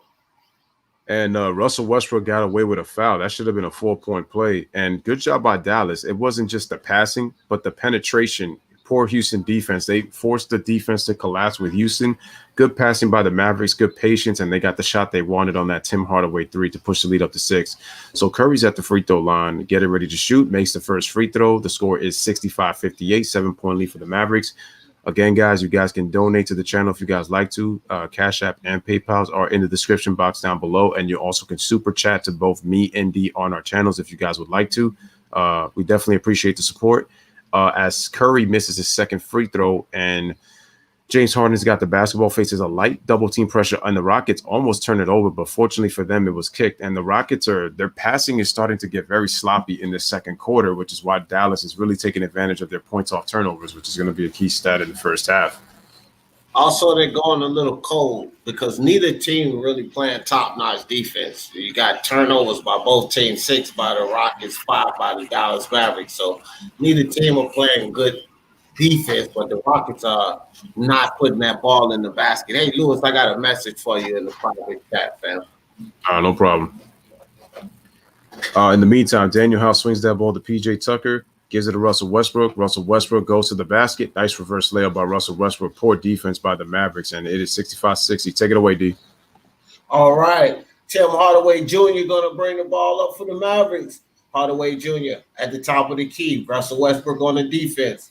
He gets the ball. Stolen by P.J. Tucker. Russell Westbrook full speed ahead, and he drains the layup right over the top of Tim Hardaway Jr. The Dallas Mavericks need to talk about it. 62-65, 4 minutes, 55 seconds left in the half. Jay said that's why CP3 wanted out when Harden was only on heavy ball guard.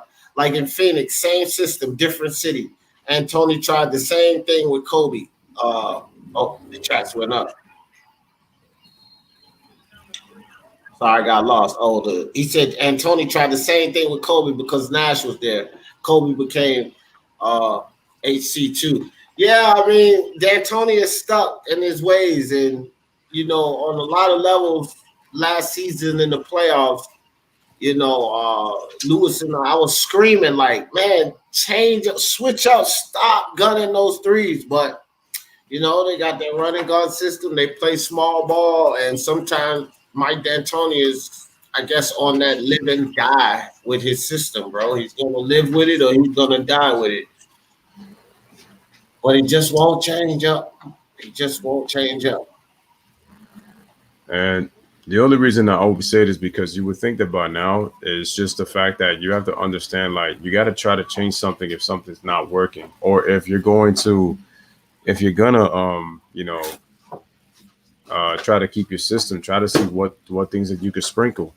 And even though you're not a good defensive team like Houston is not, you got to play some type of defense to win a championship.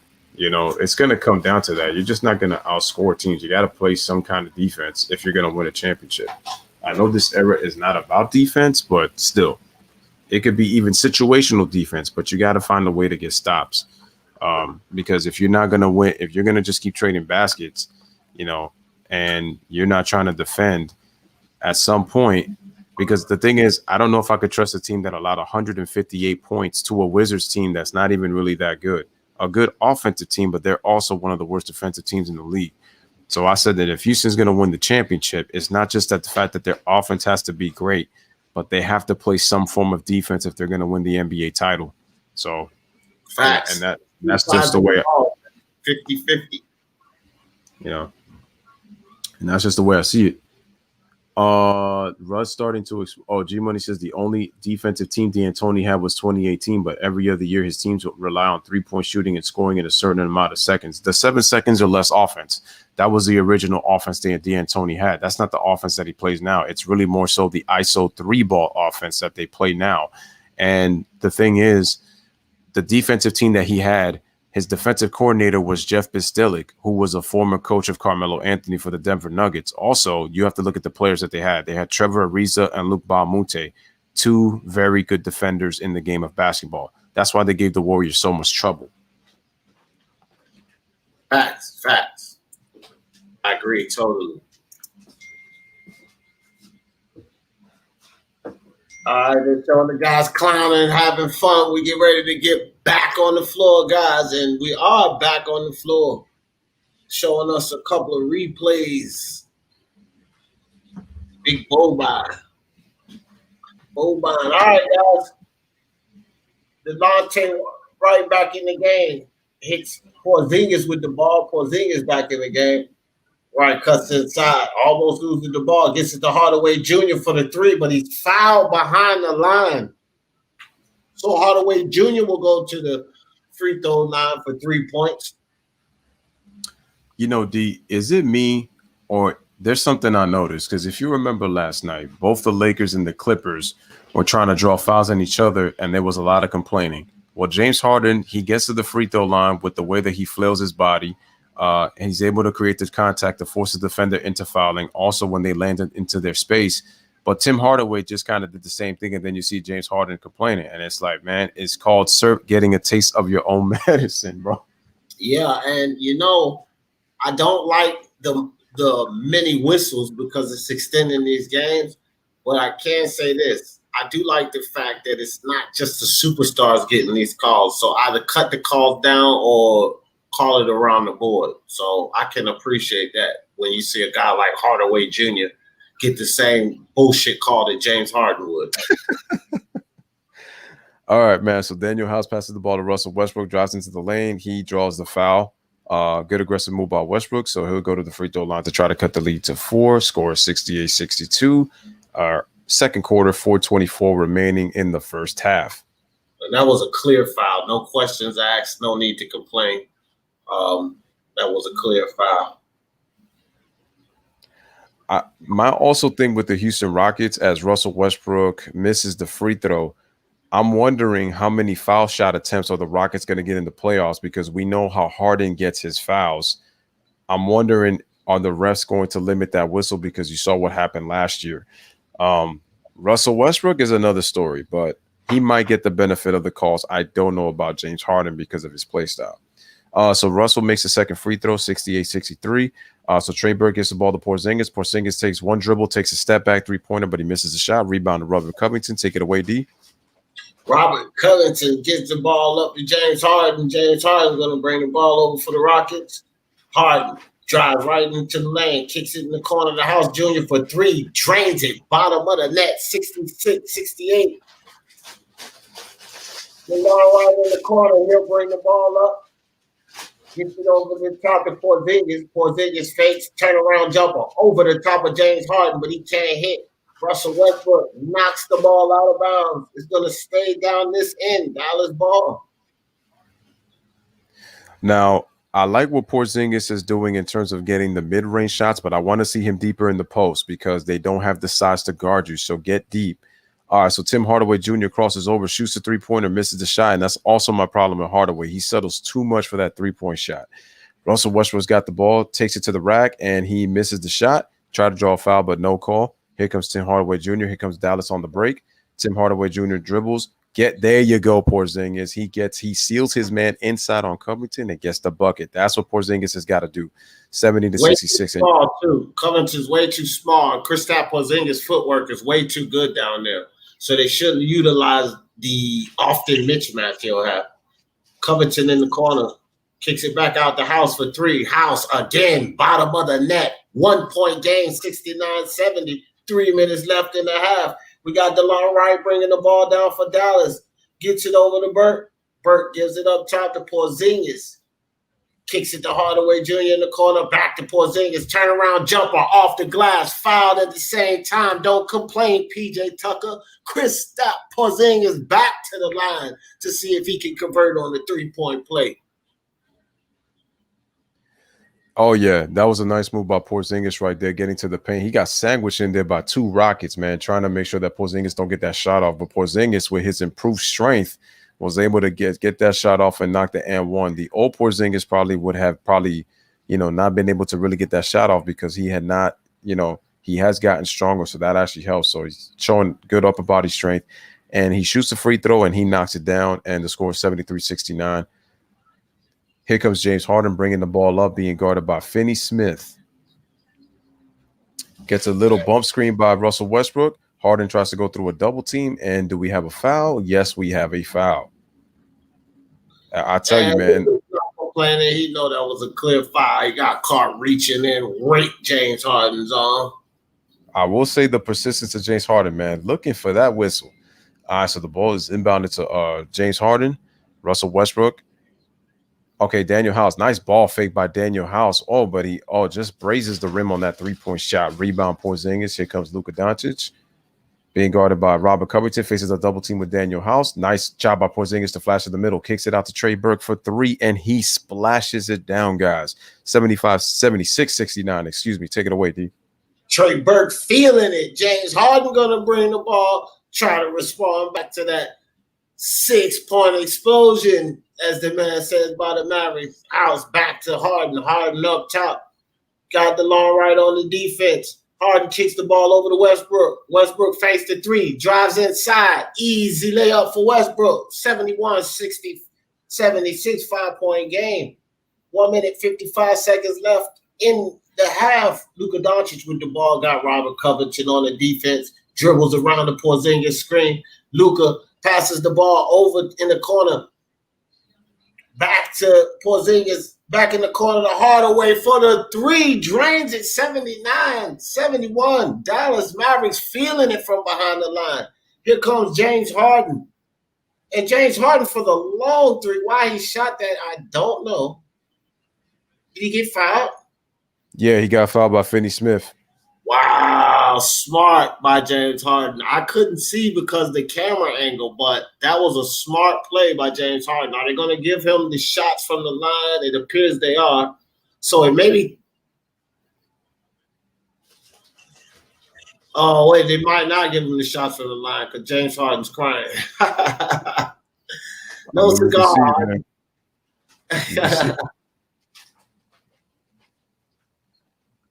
Okay, yeah, Ron said.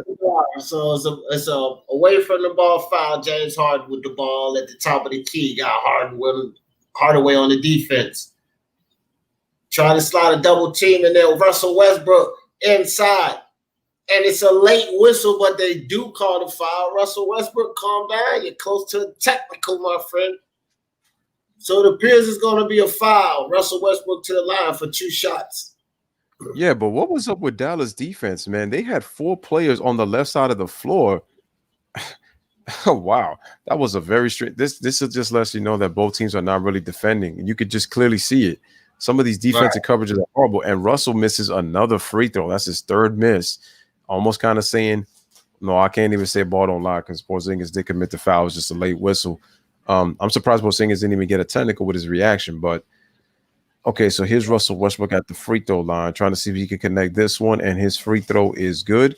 And it's amazing to me that with that Russ's free throw percentage has dropped in the last 3 seasons, man, because this dude was 80+ from the line, easy. But he's shooting below 70, but I think he's at 75% this year. And Luka Doncic kicks it out to Trey Burke. Allen Iverson 2.0 knocks down the 3, 82-72. Dallas up 10. Dallas take it away, on fire from the 3-point line. It's like they can't miss almost. James Harden to bring the ball down.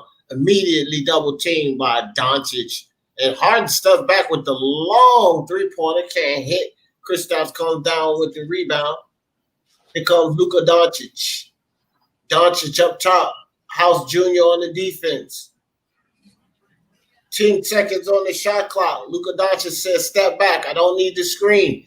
Taking it to House Jr. Step back 3-pointer. Luka misses, but James Harden will be called for the foul. Easy foul, James Harden. He pushed Kleber to the ground. I actually saw that one. So that's going to be James Harden with a foul on Kleber. Senseless foul on James Harden. Senseless foul. Dang, I thought you couldn't. I was going to say, man, this is the year 2020. It's clear vision. We got to see everything. Huh? Yeah, dog. We got to get it. All right, but Max Cleveland makes that free throw, so it's 83-72. Go ahead, my brother. All right, yo, Trey Burke is on fire. He's 7 of 8 from the field, 5 of 5 from the 3-point line. He's got 19 points.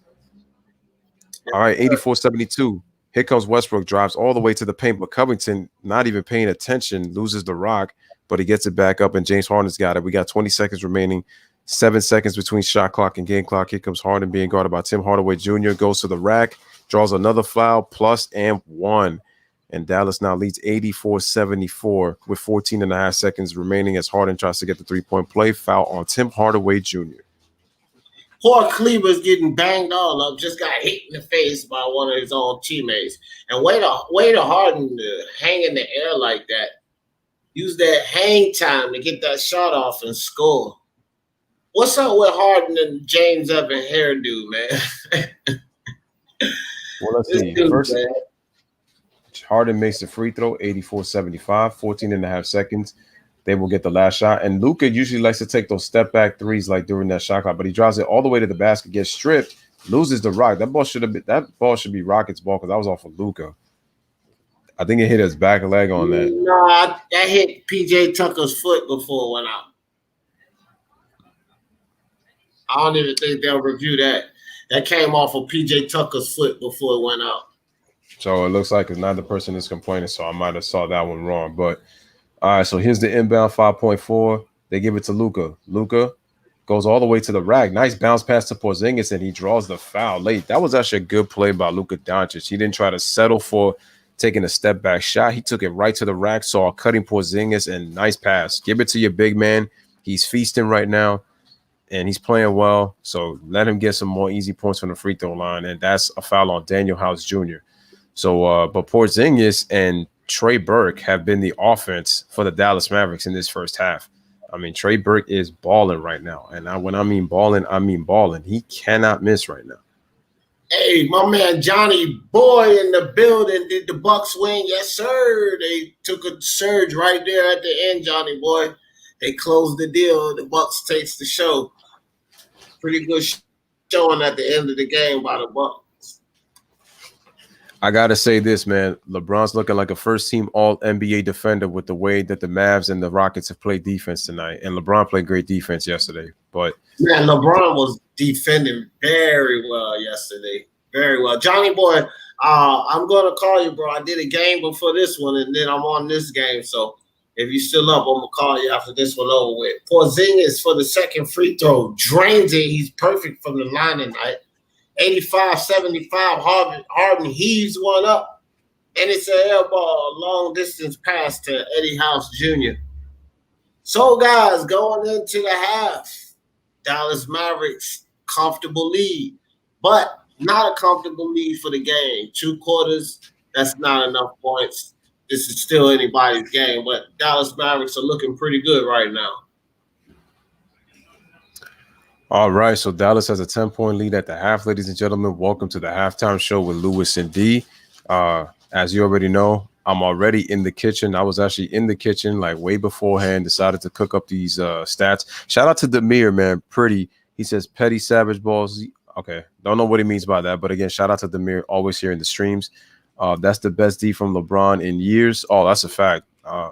G-Money says offensive explosion in Disney. Yeah, but I'm just not liking the defensive intensity. I'm not liking that. And this is what people have kind of fell in love with in this era.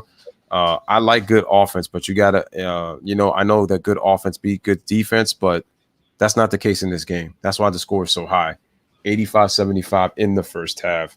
So while D talks to the chat, I'm going to be cooking up the player stats and the team stats in just a second. So I will be right with you guys in 1 second. All right, guys. So why he's doing that with the chat? I will say this, man. I usually give you guys a breakdown about what I think the keys to victory are. And I have an idea generally of who I think will win this game. But even though the Dallas Mavericks are up by 10, it's still kind of up in the air for me about who will win this game. And I'll tell you guys why I say that. Dallas they do look good right now. Kristaps is playing pretty well. but neither team is defending well. And I was saying this in the earlier game, Portland versus Memphis Grizzlies.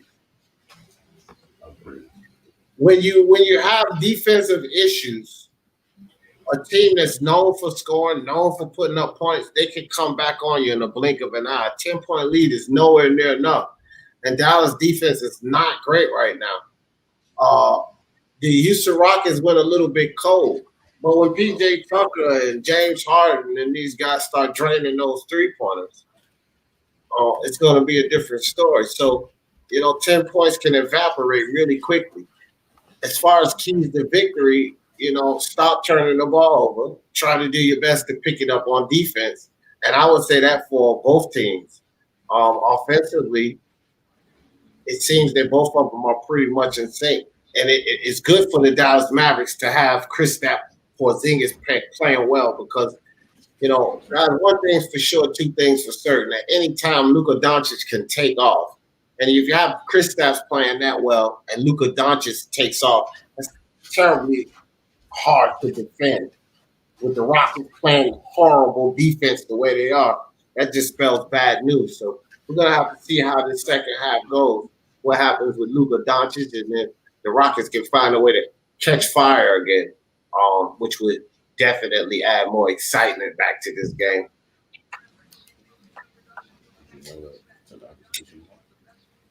Yeah.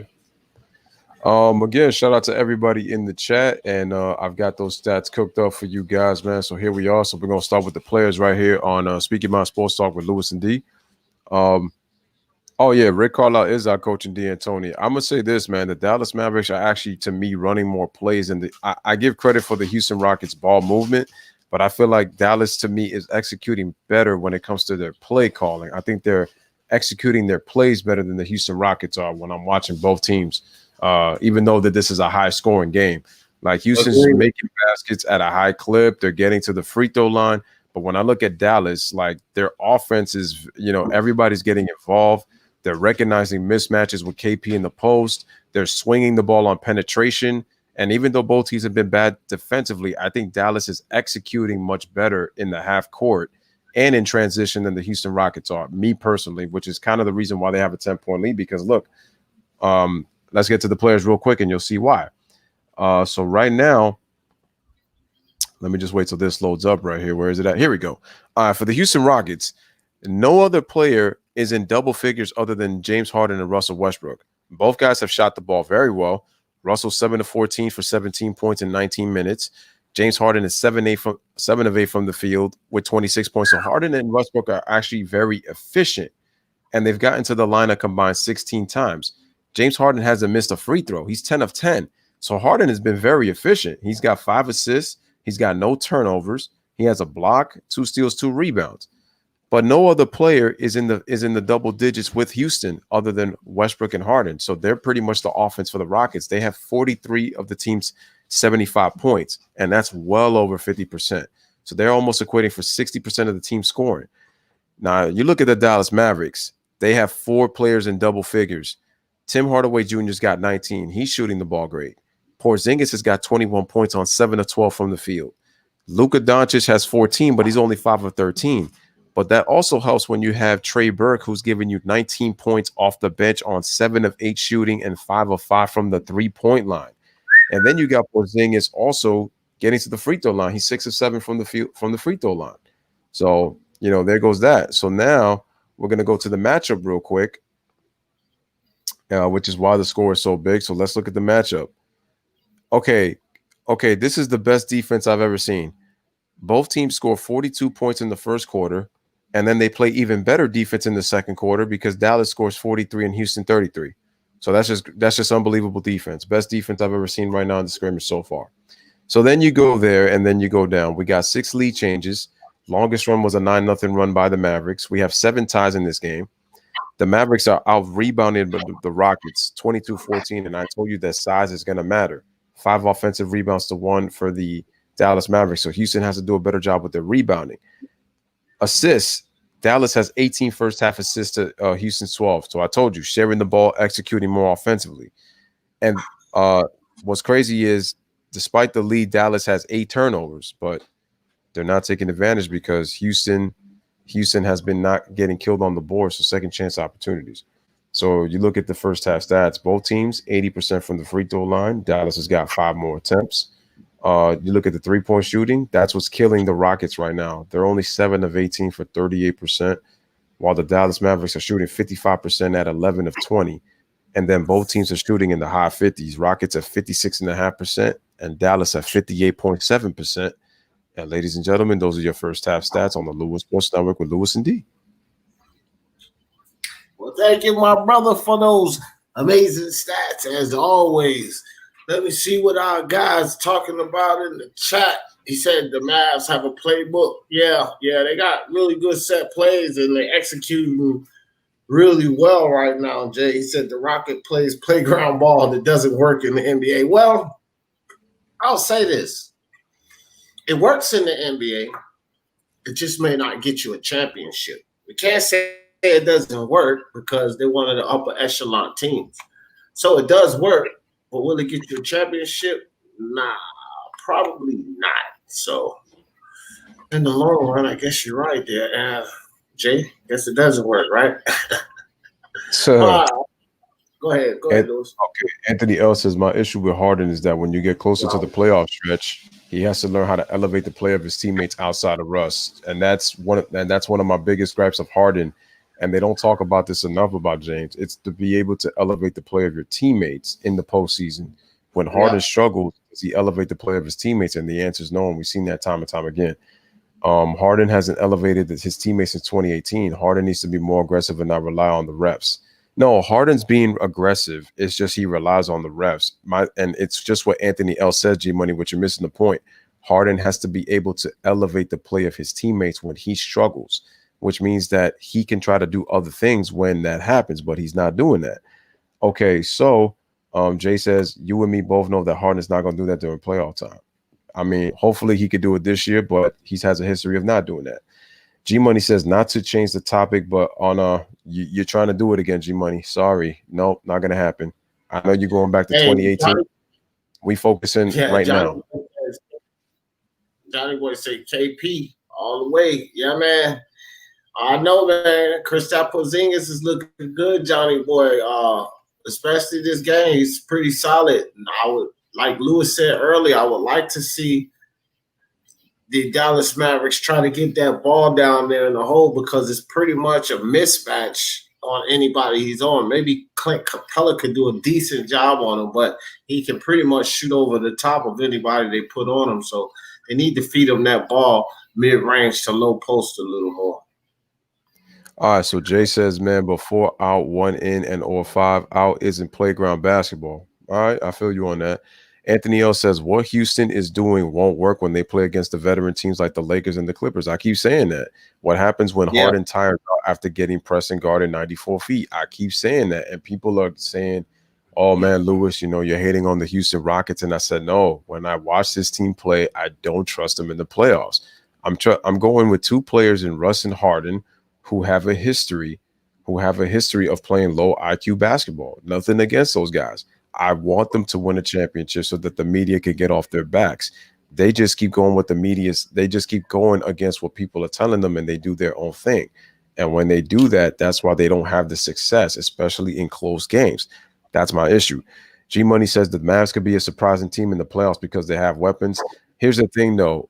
It's going to depend on who Dallas plays. And my thing is that they're going to have to establish Porzingis down low, but they also going to have to defend. And I just think that with the Mavericks style of play, they let you back into games because they don't defend. They really don't defend at a high level. So if they can find a way to just, it's going to have to be their offense is going to have to be their defense. When I look at Dallas, their offense is going to have to be their defense. They're going to have to play so well offensively that they're outscoring the other team because they have not been a consistent defensive team pretty much all season. Shout out to Preston Ziegler, man. He says, yo, what's up, Preston? Appreciate you coming through the stream again. I think Dallas gets murdered by the Bucks. If Dallas was to meet the Bucks in the finals, I think Dallas gets murdered by the Bucks. You're going to have problems. See, Kristaps Porzingis, you look at him in this game here, he's going to take advantage of all of these guys. But when you got guys that's pretty intense on defense, and Chris Middleton, Lopez brothers, Giannis Antetokounmpo, all of that length, it's not going to be as easy for Kristaps Porzingis. These guys high intensity, and they can score the ball too. So I think they get thrashed by a team like the Bucks. Dallas still got some improvements to make. And with the defense we see tonight, they're not going to get the job done against a team like Milwaukee Bucks. I can guarantee you that. So it says, along with an IQ coach, Jay says Mavs duo has to play at a high level. Luka has to be great, and KB has to possibly play even better than that. And again, it's going to have to be how they get in sync. Yeah, they got a low IQ basketball coach. It's the truth. G Money says that Harden needs to be selfless and be willing to get his teammates involved. He needs to change his game. It's the reason that he lost last year too. That was the problem.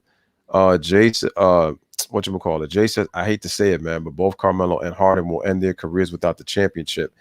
Harden has a little more time than Carmelo. I think Melo is going to end without a championship. Russ has time, but his time is ticking as well because both of these guys already been in the league for over a decade, and they have now shown that they can win when it counts in the postseason. And part of it, and listen, I'm not going to say that it's all their fault because it's a collection of things. But when it comes to a big reason, it's because of the way that they play. And again, it's about decision making in the playoffs, man. You have to make good decisions with not only just with the basketball in terms of playing your game, but also like you just have to make the big plays when you need them on both offense and defense. Both of those guys are capable, but they have a tendency to get lazy in those kind of moments, and they kind of focus on one end on the floor. And I've seen those guys, especially Westbrook. He gets caught in one-on-one matchups. It takes away the team concept, and then once that happens, that's when you got him beat. Once you beat Russell mentally, you got him beat. Jay says that Capella's on the Hawks. Oh, I think they were saying because Rico. I keep calling Jeff Green Capella. I switch back and I call him Jeff Green. I'm just so used to seeing Capella down there. I keep calling Jeff Green Capella, but I mean Jeff Green. But you're right, Rico. Yeah, I'm saying Capella. I know I'm saying Capella, but all right. I got somebody knocking at my door. Go ahead, Lewis. Okay, so G Money says that the Mavs are only 1.5 games back of the Rockets for the 6th seed. They do not want to. They want to avoid the Clippers, which is true. You don't. But I said that the Mavs are not going to beat the Clippers at full strength. They're just not. The Clippers are just too deep. And when they defended Luka, he had problems. So I just don't see it happening. Jay says the Mavs could beat anybody because they play well as a team and they have a great coach. They can, but they have to be clicking offensively because they're not a good defensive team. Jay says the Nuggets are a regular season team. Say that last year too. Nuggets have to prove otherwise. The Mavs could beat the Nuggets. No, they can for sure. They could definitely beat them. They have the opportunity because I don't know if the Nuggets to me are going to improve in the playoffs. Logan says De'Aaron dropped 39. Bogdan Bogdanović dropped 24 points, and they still lost to the San Antonio Spurs. That's a big loss for the Kings, man, because they're fighting for that 8th and final playoff spot. Yeah, man, that was huge. That was huge for the Kings. Soccer Training Club just stepped in the building. What's good with your Soccer Training Club? Sounds decision, believes in the system, and avoids one-on-one. Must be talking about those Rockets. I feel your Soccer Training Club. My man Gideon says, I agree. Nugs should have beat the Blazers last year, but they choked games 3 and 7. Nugs need to prove themselves in the playoffs. They do. And I think that this will be the year, G Money. All right, guys, so we're back. Back in action. Russell Westbrook drives down in the lane. He gets tied up by Seth Curry. Are they going to call a jump ball? I think they called a foul on Seth Curry. No, they called the jump ball. They called the jump? Yep, they called the jump. Yeah, I pretty much know who's going to win this jump, but let's see. My money's on Seth Curry. I think he's going to win this jump. He got that athleticism, man. He got that quiet athleticism. And then, just like I predicted, Russ won the tip. All right, so James Harden got it. Shoots the 3-pointer. He misses the shot. Rebound to to Tim Hardaway Jr. There you go. Luka Doncic. Nice spin move by Doncic, plus the foul on that spin move by Luka Doncic, and Dallas takes a 12-point lead, 87-75. Now, guys, let's watch Luka Doncic because, like I said, if Doncic heats up with the way Kristaps Porzingis is playing right now, I'm going to tell you guys, it's going to be problems in the big city. All right, Anthony L says, when you're a leader, you have to be able to decipher your teammates' strengths and weaknesses and figure out a way to maximize those strengths when your shot is not falling. Absolutely. So Harden Luka Doncic missed the free throw. Russell Westbrook comes right back and he scores a layup, 87-77. Take it away, D. All right, Luka Doncic is going to bring the ball back down for Dallas Mavericks. Excuse me. Luka dribbles around Covington, kicks it back out to Kristaps, back over to Luka's, give and go. Kristaps over the top of PJ Tucker, gets the foul off the glass and one. Kristaps still playing like Kristaps Porzingis was playing earlier. Looking good, guys. Kristaps going to go to the line for the free throw. And this is what I'm saying, and this is what Lewis was saying right here. Give that ball to Kristaps mid-range and low post. He's going to do that all night. He's going to take advantage of these guys. He converts to three-point play, 13-point game. Russell Westbrook with the ball, drives right down in the lane, kicks it back out to Covington for three. Covington can't hit. Kristaps with the rebound. Russell gets his hand in there. Can't do nothing. Nice defense by James Harden to break up that pass, and he's fouled. And look at this, D and chat. PJ Tucker has 4 fouls against a big lineup. That's gonna be problems because you lose your center at 6'7". I just don't know how the Rockets are gonna survive with that kind of lineup. So Jeff Green gives the ball to James Harden, faces a double team, gives it to Russell Westbrook, dribbles on Luka Doncic, trying to get through, ends up kicking it out to Daniel House Jr. for 3, and he splashes that one. 10-point game, 90-80. Dallas is up by 10. Luka Doncic comes right back. Nice defense by James Harden, picking his pocket. That's another steal. Harden in transition, pulls up for 3, but he misses the shot. Rebound to Dorian Finney-Smith. And I tell you something, that was a nice play by Harden. I don't mind him coming down shooting that 3. It's bad he didn't convert on that. Kristaps Porzingis with Jeff Green on the defense. Kicked the ball to Luka Doncic. Switches up with Covington, Jeff Green on Luka Doncic. James Harden spying him, gets the ball over to Finney-Smith. Finney-Smith kicks it to Seth. Seth, step back 3. No good. Russell Westbrook pops the ball over to James Harden. James Harden bring the ball down. James Harden drives in the lane, gets fouled. James Harden back to the line. And that's another foul on Seth Curry. And James Harden has a knack of picking up those fouls like that, man. He does it so effortlessly. He can get fouls in so many ways, whether it's actual contact or non-contact, invisible contact. Either way, James Harden is getting to that free throw. Yeah, no doubt. And he's going to do that. Drains the free throw. 9-point game. They got it under 10 guys.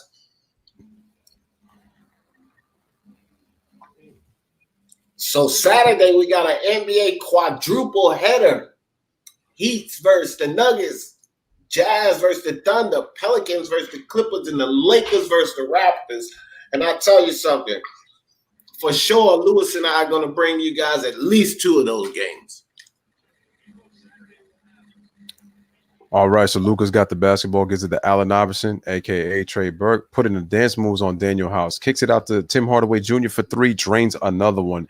The Rockets are getting killed from the 3-point line, and Dallas is winning 93-82. I'm telling you, this Dallas team is dangerous. If they play defense, they'd be one of the top teams in the league, not just the West. All right, so the ball moves, kicks it out to Daniel House. He shoots the 3-pointer, and he drains it, coming right back, and Houston cuts it right back down to 8, 93-85. Take it away, D. All right, Luka Doncic feeling it, feeling hot. Comes down, dribbles around the Porzingis screen, goes straight to the rack, kicks it to Porzingis. Good defense by Covington, the block, Kristaps. James Harden come down full speed ahead, double teamed immediately. Buddy dribbles through the double team, goes to the lane and scores. Nice drive by James Harden. Foul on Russell Westbrook.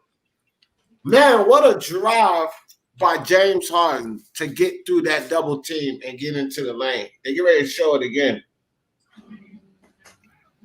And what defense by Robert Covington on Kristaps, man. That's on the 7-footer. Look at this. Wow. And that was Robert Covington coming off the help on the help defense right there. Was still able to time that block beautifully. All right, so Luka Doncic takes a step back three on the dribbles. Not a good shot by Luka. Misses that shot. Here comes Russell Westbrook coming down the floor, being guarded by Trey Burke. Russell trying to put the dance, skip to Malu, kicks it out to Daniel House. Wide open for three. Tim Hardaway Jr. misses his assignment. He knocks it down, and the score is 93-90. Houston is within three. That was poor defense by Hardaway on that rotation, and that's my issue with him. So Luka Doncic comes right back, gets a nice little bump. He gets two bump screens. Then they pass it out. Finney Smith hesitates, shoots a three-pointer, but the ball is short front rim. Rebound to Westbrook, kicks it out to Harden. Let's see, Harden. Good patience by Harden, but he decides to shoot the three-pointer, but he misses the shot. I thought that was a little too quick by Harden on that one. I thought the transition three was actually better because it was in rhythm and nobody was near him. So Luka Doncic kicks it out to Tim Hardaway Jr. They swing it to Porzingis. Porzingis taking it to the rack. He gets the blocking foul call on James Harden. And looks like Harden got hit. I think that was a bad call. That should be an offensive foul because he need him right in the groin.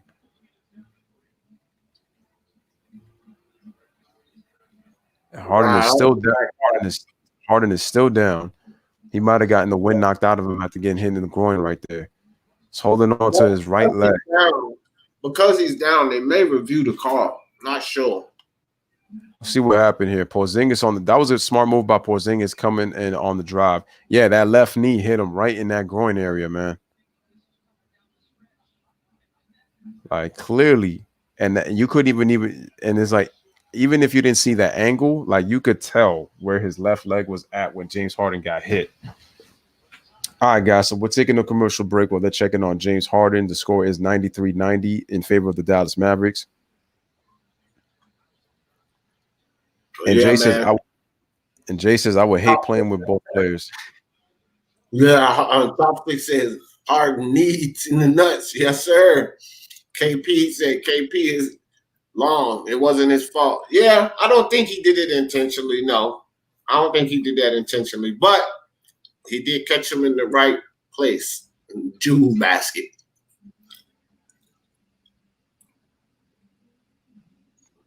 Yeah, that's true, though. KP is long. That's true. Anthony says, Jay, some of these players be abusing that three-point line. It should be banned with some of these players, man. It's a damn gimmick. I mean, the way that the three ball is kind of used today, it feels like a gimmick. It feels like it's a gimmick. It feels like it's an act sometimes when I watch. Jay says, Anthony, advanced stats are against the mid-range game. I disagree, but I understand outside of 18 feet, though. But nobody should settle for that distance. Kick, drive, restart the play, or three-shot.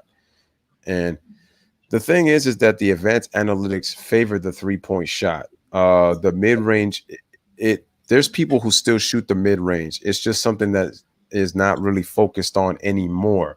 But there are players who still shoot the mid-range game. You look at guys like Kevin Durant. You look at guys like Kawhi Leonard. You look at guys like CP3. Like, they still utilize the mid-range game. When I look at James Harden, the mid-range game could really benefit him. That's just not his game, especially when he takes off-balance mid-range shots, because Harden's game is pretty much step-back threes, standstill threes, off-the-dribble threes, drive to the basket, get to the line, get to the cup. That's James Harden's. That's what his game is about. And he will pass if he gets doubled. Go ahead, D. Lewis, Detroit Pistons championship team, Chauncey Billups and those guys. Who was the best mid-range shooter on that team? Easy. That was Rip Hamilton. Rip Hamilton. That dude had the mid-range game like you never seen before. It was almost automatic, man. And he, you get that ball to Rip. He didn't need a lot of space either. But that mid-range game was deadly. It can be a deadly weapon. Yeah, Rip Hamilton was not a three-point shooter, but his mid-range game was among the best when he played during his time. At one point in the playoffs, he was hitting some game winners in the 04 playoffs. They were starting to call him the mid-range Reggie Miller, which was what they was calling him, because he was hitting some game-winning baskets in that mid-range game and, just coming up big with baskets. He was coming up big with baskets, man. So Brandon Nichols said, yeah, Harden got rattled with a knee to the beefcake. Wow.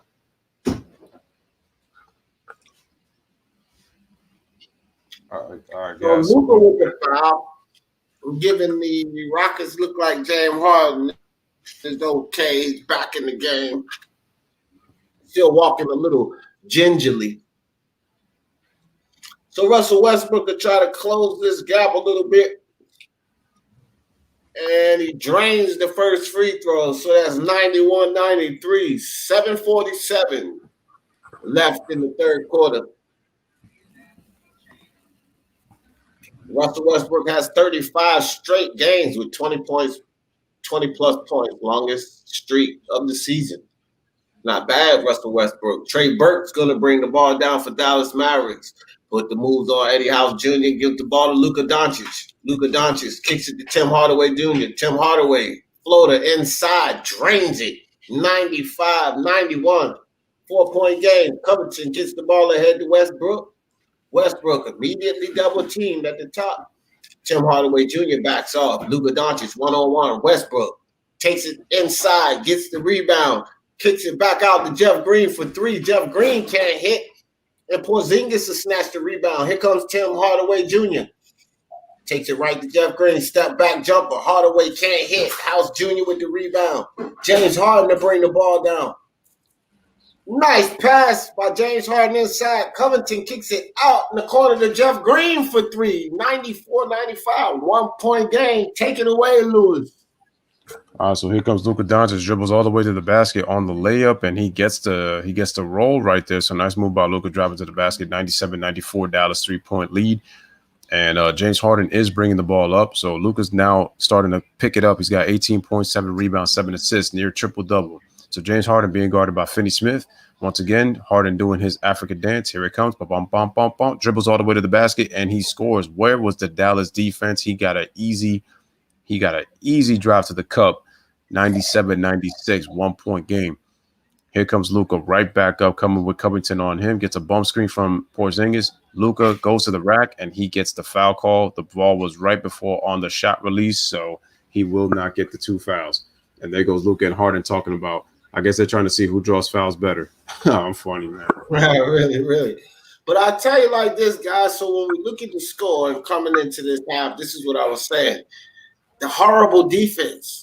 And 10 points means nothing in this league. The defense is so bad, you can't expect the Rockets to continue to miss. So now it's a 1-point game, basically a brand new game, and we still have half of the third quarter left. So Luka Doncic inbounds the ball. Nice pass to Trey Burke on the cut. They didn't see him, but Covington once again on the help comes late to recover and block the shot. Man, no, look at that. Everybody fell asleep, and Covington was able to see him recover. So nice play by Covington on the block.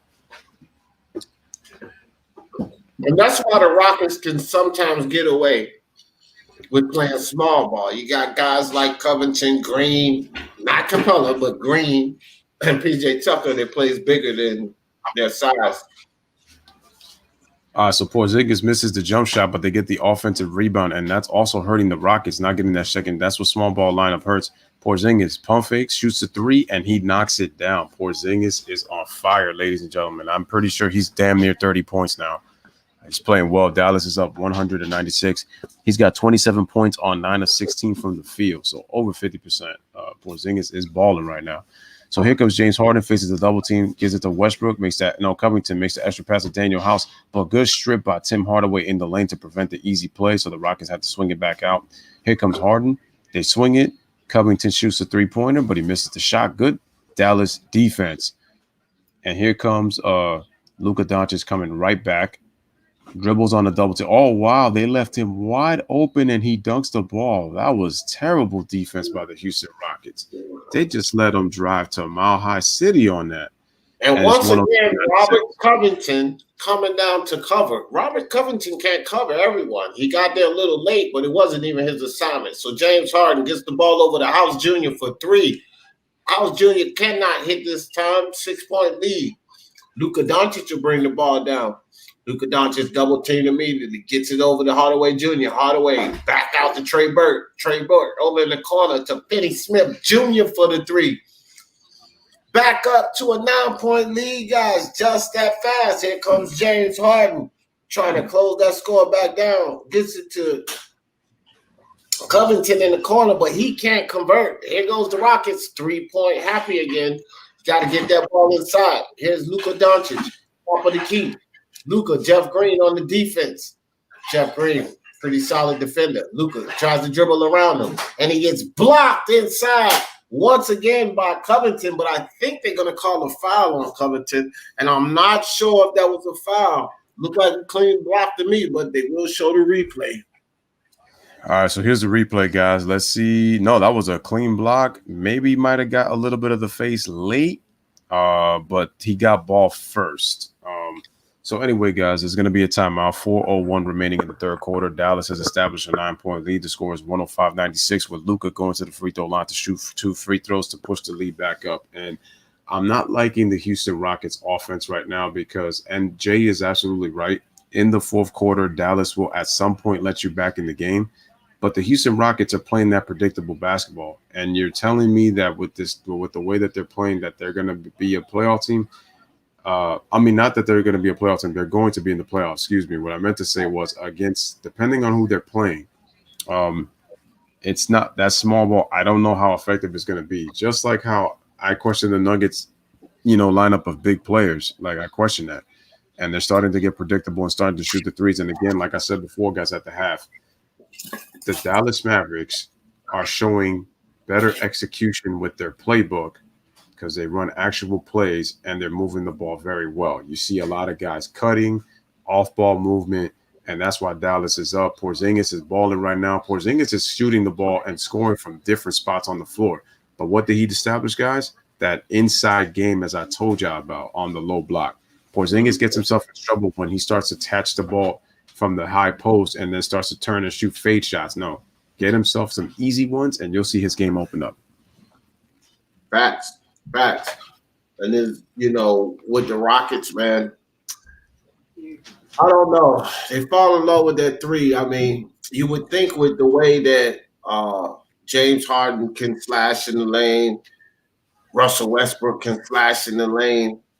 I'm not sure. I don't know why they get to this thing where they fall in love with their 3-ball, like they got to go tit for tat, and that gets them in trouble a lot.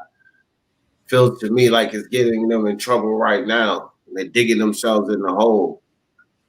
Okay, so yeah, that's a great point, D. And this is interesting, and I like what Jay Jefferson said here. He says, crazy how Reggie Miller was a great 3-point shooter, and he's second all time in 3-pointers made. At one time, he was the number 1, but he only led the league in 3-pointers made once in 18 seasons. That's crazy. Reggie was always the tops in percentages. It's interesting because Reggie, even in the 90s, you would even think that Reggie kind of would have took advantage of the 3-ball in terms of how well of a 3-point shooter he was. But I think Reggie did not attempt as many threes neither, which is probably the reason why, because Reggie's not a gunner. If you look at the way Reggie gets his threes off, it's coming off of screens. I think if Reggie had a more, as Jay mentioned, Jay says that the thing is with Reggie, he needed picks to get like all of his threes. And he's not like at the level of a player that Klay Thompson is. Even when you look at Klay Thompson, like Klay Thompson can do some things, at least when he puts the ball on the floor, something that he's worked on like over the years, in the league. Reggie was not a person who created his own shot consistently. He needed picks. Cheryl Miller, on the other hand, she could create her own shot. That's why she was, as Reggie would always call her, the best females, women's. Oh, okay, so yeah, Covington got the ball first, but his elbow got the bridge of his Doncic's nose. They couldn't actually determine the call, so they call a jump ball, D. Oh, wow, that's crazy. Chopstick says they're gunning to score 150 points, both teams. I called the big game for Kristaps, and he's delivering. He is delivering, fam. All right, so the Rockets gets the tip, the jump ball, which is pretty interesting. But James Harden with the ball at the top of the key, got Finney Smith on the defense, shoots it over to McLemore for 3, back in the game, back with a 3-pointer, 99-105, 6-point lead by the Dallas Mavericks. Here comes Luka Doncic, dribbles around the screen, down into the lane, Euro step, and one. Luka Doncic will go to the line, try to convert on this 3-point play. So McLemore comes in with a 3 and Luka Doncic with a 3-point play at the other end. And Luka made a great decision, D. If you look at Ray, he waited until McLemore got into the air and was able to put the Euro step at that last second, which forced McLemore to kind of tap him. And he kind of exposed him in the air to get that and one. So that was a very intelligent IQ play by Luka Doncic to get that 3-point play. So Luka converts on the 3-point play. James Harden to bring the ball down right back up to 9 guys. Seems like every time the Rockets dig in there, Mavericks come back up with a 3. McLemore drives inside, can't hit, tap, ball back up. Luka Doncic with the save. Tim Hardaway gives it back to Luka. Luka will bring the ball up. 9-point game. Luka drives right down into the lane, kicks it to Kleber. Kleber over to Burke for 3. Burke is on fire. Burke drains it, bottom of the net. 111.99. Take it away, Lewis. Trey Burke has got 22 points, 8 of 9 from the field, hasn't missed a 3-pointer, 6 of 6. James Harden comes back with a 3-pointer, no good, and you're starting to see the predictable Houston Rockets offense here in the third quarter. Even though they had cut this game down, I'm still seeing elements of it. So here comes Luka Doncic, and he's being very intelligent, taking the ball to the rack, not settling for shots. He's being guarded by Harden. Luka, once again, dribbles, spin, fake, but the ball gets stolen on the turnover, and we got a foul on Luka Doncic. So I think that might be his 4th foul. Even though Luka did turn the ball over right there, if you notice, Luka still has a way to get to his spot, and that's by using his skill set to get to his spot, which is something that you got to attribute to Luka. But good, once again, good ball movement by the Mavericks and poor defensive rotation by Harden, leaving Trey Burke wide open for the 3. He's been hot all game long. How can you just avoid him like that on the court? Yeah, it was a poor defensive rotation. But in Harden's defense, he hasn't been playing horrible defense this game. He's actually been doing decent, And, with Harden, you can't expect the best. But he's been doing actually decent on the defensive end, if you ask me. All right, here's Russell Westbrook. Drives down into the lane. 2 people on him. Almost caught up, but Russell finds a way to keep the ball. Pulls up for the jumper. Short. Kristaps with the rebound. Hands the ball off to Trey Burke.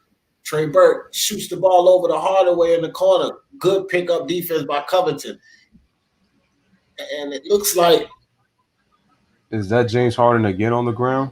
James Harden. That's what I was about to say. It looked like that's James Harden. Okay, that's Jeff Green. Same ankle, though. Interesting. But he's up. Looks like he's going to be all right. Jeff Green shooting in there, trying to get that steal. Almost got his hands on it. Almost did. And once again, the Dallas Mavericks were doing fine execution on that play on that last one when Porzingis cut. And then Trey Burke was already open in the corner on that last play. So you could say how Dallas, they really do a very good job of setting their players up when they're running their offense. As Porzingis makes the free throw, and it's 112.99. So 13-point lead for the Dallas Mavericks. Again, guys, smash the like, hit that subscribe for both Speaking Mind Sports Talk and Lewis Sports Network, giving you Rockets versus Mavericks on NBA Friday. 2:03 remaining in the third quarter. Porzingis on the free throw is good. Guys, Porzingis has got 29 points. Trey Burke has got 22 points. Tim Hardaway Jr. has got 21 points. They got 3 guys with 20. Luka Doncic is about to hit 20. Here comes Russell Westbrook. On the bench, so we're going to see what the Rockets can do without James in here. And Russell Westbrook comes right down and puts the ball in. Still an 11-point lead, though, guys. 101-113. Trey Burke drives it right down. Good ball movement by the Mavericks. Tim Hardaway for 3. Can't hit. Austin Rivers comes down with the rebound. He'll bring the ball down for the Rockets. Austin Rivers sizes up, steps back for the 3, and bangs it. So the Rockets looking pretty good with James Harden taking the rest on the bench. 104-113. DeLon Wright will come down. DeLon Wright will come down with the ball. Inside the Porzingis, right over the top of Covington. Good defense by Robert Covington again. Porzingis can't cash in. Here comes Westbrook. Kicks it out to Covington for a 3. Covington can't hit the 3. Take it away, Lewis. All right, so here comes Trey Burke. He's got P.J. Tucker on him. That's a mismatch if Trey Burke actually takes him on. Here comes Porzingis, right elbow. He's got Covington on him. Covington, a good defender. Nice head fake by Porzingis, but he loses the ball. That would have been 2 points if he would have got that ball. So Russell Westbrook's got the ball. Picked up by Max Kleber. Russell Westbrook, in and out move. Takes it to the rack, misses the layup, gets his own rebound, puts it back up and in. Nice play by Westbrook, plus the foul. And Dallas leads 113-106. All right, so the Rockets trying to dig back into that lead, guys. They were down by 13. Now they're down by 7. Russell Westbrook, athleticism inside to get back up, get that point in there.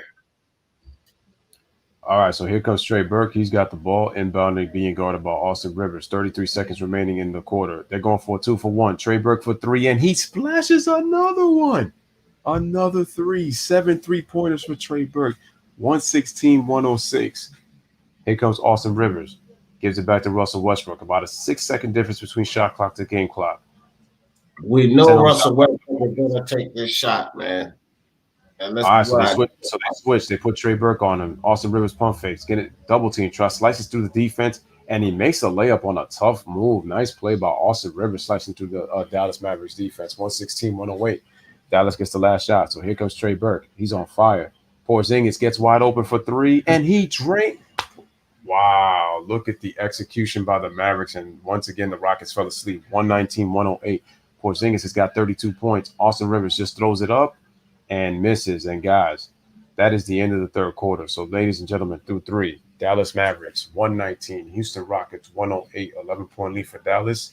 Heading into the fourth quarter right here with Lewis and D basketball on the Sports Network. Almost said basketball, but even though we're doing it. So again, smash the like, hit that subscribe for both channels, man. Wow. And I tell you like this, man. Trey Burke, guys. That's the wild card in this game. Because now Trey Burke's been a solid player, and like G Boogie said earlier, G Money said earlier, I meant Trey Burke was killing it for our Knicks, but you can't expect Trey Burke to play like this. That's the wild card in this game. Every time the Rockets try to dig back in there, here comes the Dallas Mavericks with these threes. Now, they've been getting splashed by Kristaps. Luke has been splashing his. Tim Hardaway snapped a couple, but Trey Burke is on absolute fire right now. You can't even call that right there. You just can't call that. Now, Trey Burke, you're absolutely right, D. Trey Burke has the ability to explode, but he's usually not consistent when he does it. But the thing is, if you watch the way that Trey Burke has been getting his shots, number one, they've been in rhythm. Number two, they've been through execution. Now, if Trey Burke was getting these off of broken plays, it's a make or miss league. You're going to make some and you're going to lose some. But if you look at Trey Burke, all of his plays have been in rhythm. And the plays in execution have been so flawless for the Mavericks that he's been getting great shots just pretty much all game long. So then even when he takes some bad shots, he's got a chance of making them in because he's been on fire. And that's just poor Houston Rockets defense, which is why I look at the Rockets and I said, I don't know if this team could win in the playoffs, because the thing is with Dallas is like, I don't see the Mavericks going far, but they're a very good offense because they actually run offensive sets. And that's what makes Rick Carlisle a very good coach and an offensive genius. He really runs really good plays and can really adapt to his personnel. Whereas Mike D'Antoni, I can't say the same about him. And, but that's why Dallas has that 11-point lead. The Rockets are just getting killed at the three-point line, and they're also allowing too many offensive rebounds as well. Well, to be fair, both of these teams need to pick up on the defensive side. Both of these coaches need to figure something out on defense, because although they have this lead, they're not playing great defense either. Oh, no. And neither of these teams are going to win a championship playing defense this way. That's for sure. Yeah, both teams, I said it before, Dallas allowing 108 points through three quarters, terrible defense. But the Rockets allowing 119 is no better, which is why Jay has mentioned about this era. That's for one. But number two, check this out. The Rockets have allowed 4 players on the Mavericks to score 20 points. Porzingis has got 32. Trey Burke has got 25. Luka Doncic has got 23, and Tim Hardaway Jr. has got 22 points. That's just terrible defense. That's just very, very, very terrible. You're not going to win games when you're allowing 4 guys to score 20-plus points. But like Jay said, the Dallas Mavericks have a tendency to let teams back in games. So we still got one more quarter to go, and it is an 11-point game. So this game is now over, and Houston can definitely come back into this game. And that is a fact, because like I said, guys, defense, when you got bad defense and you got 3-point shooting teams, it's a shootout, guys. It's a shootout. You see how quick Rockets brought that lead down. Let's see what happens. Look like Trey Burke. Wow, it looked like he kind of elbowed Austin Rivers in the face there. Austin's still down on the ground. Russell Westbrook slowing it down. Austin back up. Russell Westbrook setting up the play. Passes it over to McLemore for 3 and drains it. McLemore feeling it. He comes in the game. 2 threes. 6 points for McLemore. in this fourth quarter. So Luka Doncic gives the ball to Trey Burke, give it to the hot man. Trey Burke drives on Austin Rivers, kicks the ball out to the right. Right, gives it over to Luka. Luka with Russell Westbrook on the defense. Luka drives down in the lane, step back jumper, gets Russell Westbrook up, foul on Westbrook. Luka will go to the line for 2. Man, Luka is a young player, but he plays so intelligently, man. This kid is smart, very smart.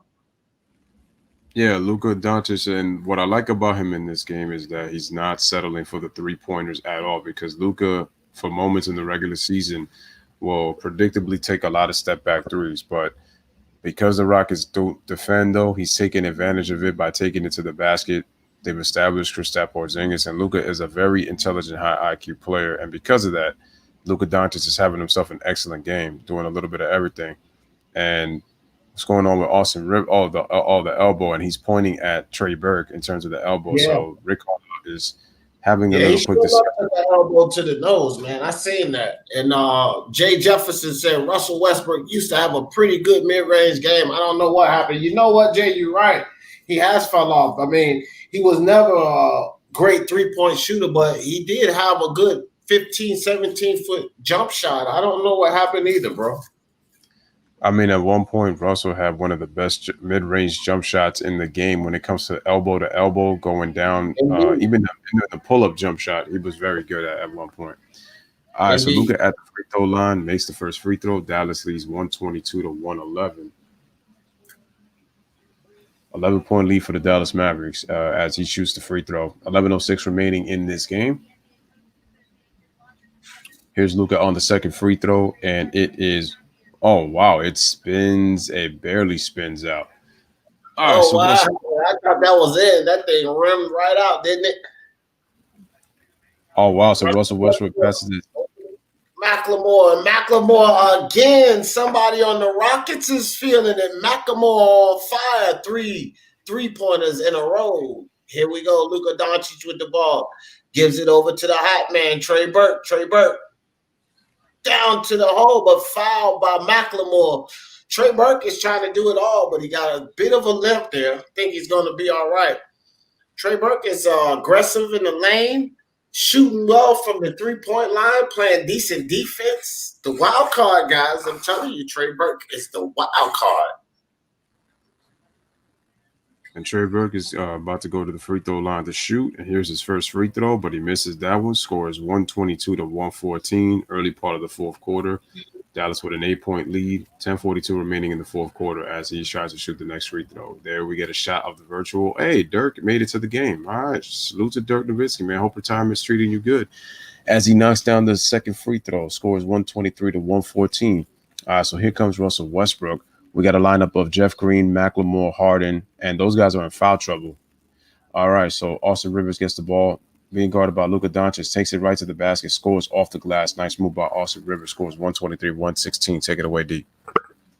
Austin Rivers can look very great sometimes offensively, just not consistent. Luka Doncic with the ball at the top of the key. He's got McLemore on the defense. Spin move by Luka Doncic. Passes it out to Kleber. Kleber back to the hot man, Burke. But Burke hits nothing this time. Back out to right for three. Right can't hit. And it's a foul inside. Looks like he goes against Houston Rockets. I think it was House Jr. with the foul inside. All right, guys. So on Sunday, we got the Boston Celtics against the Portland Trail Blazers, 3:30 Eastern time. And then we got the Bucks and the Rockets at 8:30 in Houston. Right. Which one we got for them? I say we do, let's see. I say we do Celtics and Blazers on this one. Celtics in Portland? Oh wait, actually no, I'm not gonna be able to. I'm not gonna be there in the early show. I probably might do the Bucks and the Bucks and the Rockets on Sunday. All right, God. Speak your mind, sports talk. Luka Doncic limping a little bit coming up the court. Not looking good. Here comes Russell Westbrook backing down. Looks like Lauren Wright. Russell Westbrook in the corner.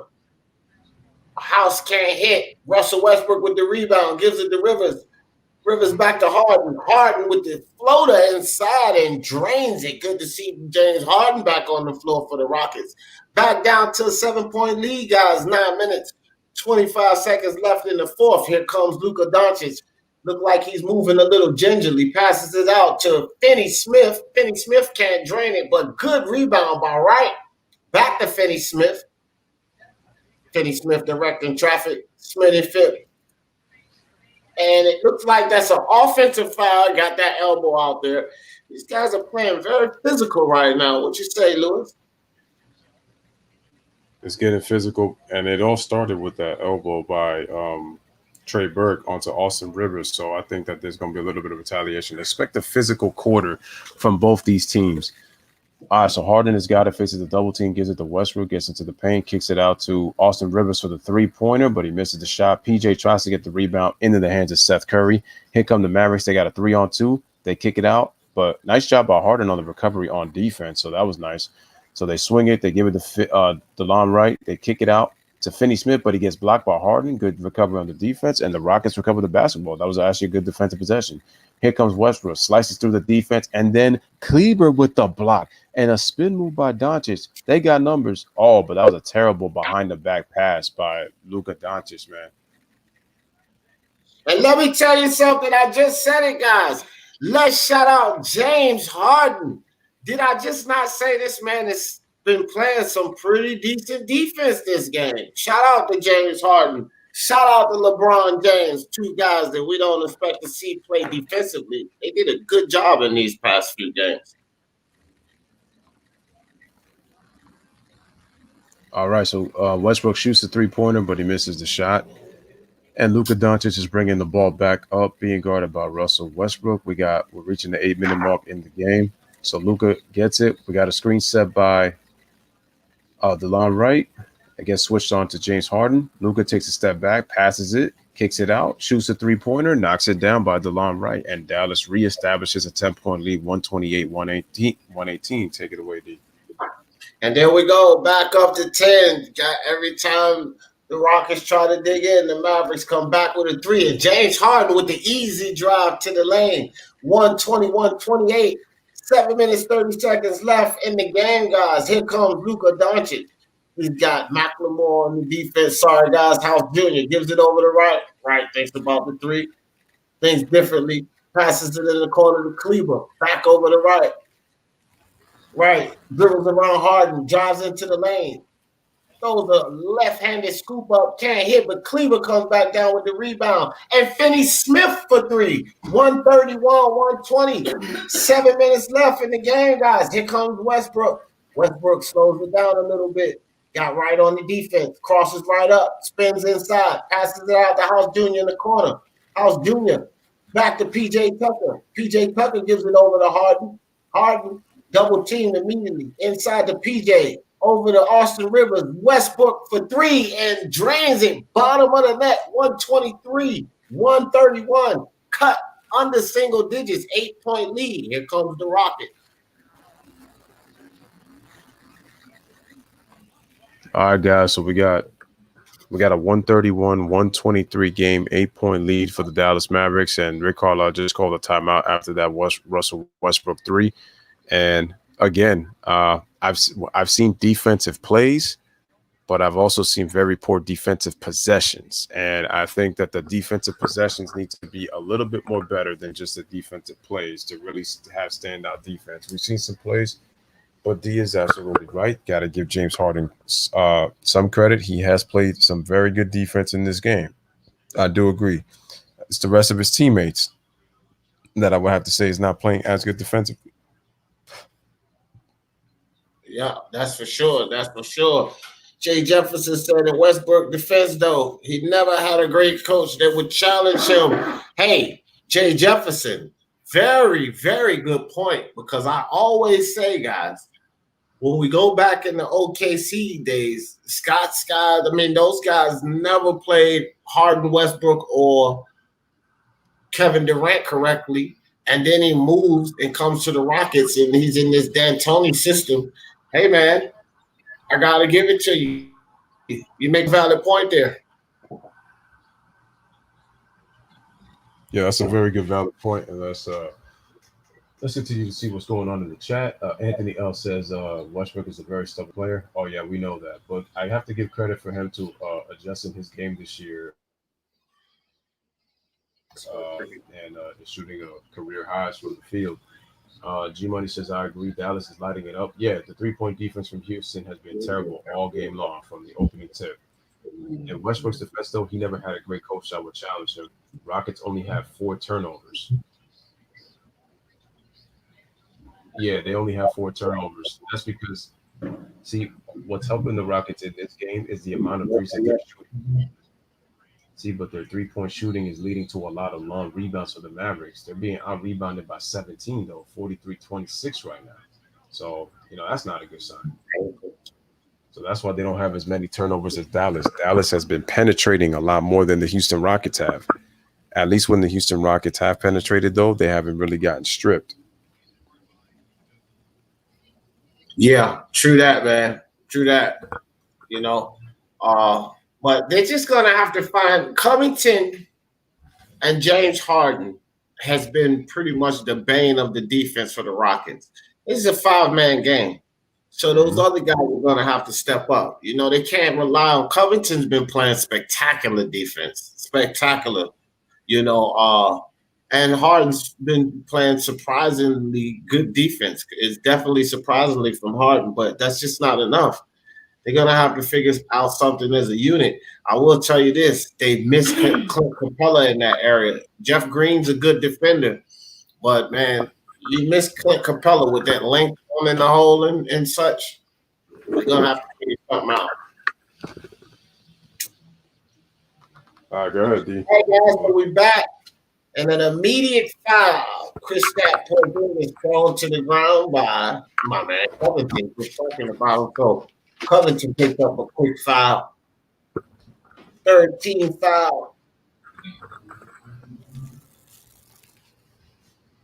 Keep going, D. I'll be right back. All right, I got you, buddy. They showing something about Westbrook. Okay, so the ball passed in the long right. The ball on the wing. Gives it to Kristaps. Kristaps with Covington on the defense. 6 seconds to shoot. Kristaps step back 3. In and out. Austin Rivers comes down with the rebound. Here comes James Harden. James Harden double teamed immediately, kicked it over to Austin Rivers, over to Covington in the corner, back to Austin Rivers. Austin Rivers thinks about the 3, steps back out, 10 seconds to shoot. Has Cleaver on him. Cleaver, good defense, staying in front of Rivers. Rivers step back 3. He can't hit, and Wright comes down with the rebound. Here comes Wright. Wright passes it over to Curry. Curry over to Cleaver. Cleveland sends it to Finney Smith in the corner. Finney Smith directing traffic. Mismatch with Cleveland on Austin Rivers, and Finney Smith can't get it to him. Falls out of bounds. Nice feed to Finney Smith, but he can't convert. Here comes James Harden with the ball. James Harden fouled inside. Easy foul. And James Harden is roughed up again. He's grabbing his wrist, and that's not good, man. Got to shoot the ball. So James Harden tries to split the defense. They close on him. But at the same time, man, I think that was too much contact. So they did give him the foul. All right, guys. So I'm back, and shout out to D for holding it down with the commentary. Well, I just had to go change locations really quick. So Robert Covington will inbound the basketball. Inbounds it to James Harden. We got a double team. Started as a double team. Okay, Westbrook flashes to the middle after getting the ball. And looks like we got was it a 3-second violation, or do we have a offensive foul? It might have been a 3-second violation. I think it was a 3-second violation. And my man Chopstick said former Nick Tim Hardaway Jr. and Trey Burke scoring tonight. Yeah, man, they are. They looking good out there tonight, Chopstick. Don't forget Porzingis. That's another Nick. We got 3 former Knicks right now. Thanks to James Dolan. All right, man. So Seth Curry gets the ball over to Finney Smith. Back to Seth Curry. Seth will drive down in the lane, step back, pull up over Tucker. Can't hit. Tucker grabs the rebound. Here comes Westbrook. Westbrook got Covington on the wing. Nice But nice strip by Steph Curry. Strip Westbrook. Seth with the ball. Got PJ Tucker on the defense. Drives back in on PJ Tucker. Shoots it out. Good ball movement by the Mavericks. Luka with the step back three and air ball. Luka. Long court pass by James Harden to Westbrook. Gives it to Covington. Covington can't hit the dunk, but he gets fouled on the play. So Robert Covington will go to the line for 123, 131. Foul on Tim Hardaway Jr. 4 minutes and 39 seconds left in the game, guys. Take it away, Lewis. So Robert Covington makes the first free throw, and the score is 131, to 124. So, guys, upcoming national TV schedule: Sacramento Kings against the Magic on Sunday. Tuesday, doubleheader: Celtics and Heat 6:30, Rockets and Blazers at 9 p.m. And for Tuesday, D, we are going to do the Celtics and the Heat. I want a chance to do Boston and Miami to see how they look. So we're going to be doing Boston and Miami for that Celtics Heat on Tuesday. There you go. Y'all heard it, man. Y'all heard the schedule. Basketball Live with Lewis and D. Let's go. NBA action, baby. All right. So Kristaps got PJ Tucker on the defense. Gives the ball over to Tim Hardaway Jr. Switch up on defense. Good hand by Covington. Hardaway can't drain the shot. Kristaps with the putback. Nice by Kristaps Porzingis. 8-point game, guys. James Harden controls the ball. Immediately double team. Nice double team, but Westbrook slides right down into the lane for the easy score. 127, 133. 4 minutes left in the game. Take it away, Lewis. All right, so Luka Doncic crosses over, kicks it out. Good ball movement. Kleber open in the corner for three. Just misses the shot. Dallas is getting whatever they want. They just missed that shot right. So James Harden gets the ball, but I can say the same for Houston. James Harden gets the ball, shoots a jump shot. Oh, but the shot will not count off the glass. They say foul before the shot. So he will not get continuation on that call. But it is a foul, but it looks like it will be shot out of bounds on that play. And Harden actually got away with an offensive foul because he used that left arm to push off on Luka Doncic. So fortunate that he doesn't get called for that. But this is a modern day Harlem Globetrotters session right now between these two teams. Right, bro. I was about to say the same thing. I don't know what Harden complaining about. You got away with extending that arm, bro. Every time you extend that arm, that's supposed to be a foul automatically. All right, man. So go into the chat. We got a timeout, 3:44 remaining. He says, yep, I agree with you, Jay. Robert Covington is a good 3-and-D guy. Ron says Houston starting to play better defense.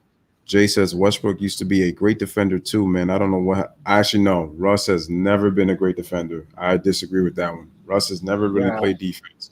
Russell plays defense. He was decent, but he was never a great defender. Russell plays defense when he gets called out by the media, when he gets outplayed by his opposition, but he's never been played defense. Russell was one of the worst defenders in the league on contested shots. It's been like that for years. He was tops in the NBA in uncontested shots. As a stat. So Russ has really never played defense. Never really played defense. Well, hold on. To Russ's defense now. Uncontested, yeah, well, I get it. That's a misleading stat though. Because Russ, I think like what Jay's talking about, well, we would say great defender. It could be misconception because Russ used to often like get in there and disrupt passes, you know what I mean? Get in those passing lanes, steal the ball, and things like that. So yeah, the uncontested shots, I give you that. I used to complain about that. Like Rush, you got to get your hands up, but I don't think he was a horrible defender. Yeah, but what I mean by that, D, is because the thing I'm saying that with Westbrook is that the thing is when you look at guys like Allen Iverson, for example. He led the league in steals 3 times. But do we ever consider Allen Iverson as a great defender? Yeah, he could get into the passing lanes, but he had a defense that also played behind him. So the thing is, what I'm basically saying is you take more chances as when you're playing defense, when you have a defense that can play behind you. And with Russell Westbrook, the Thunder they've had good defensive teams because they've had the bigs in the paint. So he could take more chances on defense. Now, when it comes to locking his man down, that's another thing. And the thing is, when you're a great defender, you're great on your help defense to help with your team, and you also are very good individually. When you get No, I steals, agree with that perspective all day, bro. yeah, when you get steals, it's definitely you can do that. But those are mostly known as defensive plays. Like you can get steals. But when it comes to the total package on defense, like you can pretty much do a little bit of everything, man. And so, that's Right. what makes a great defender. So Russ, yeah, he could definitely get into the passing lanes, and I get that.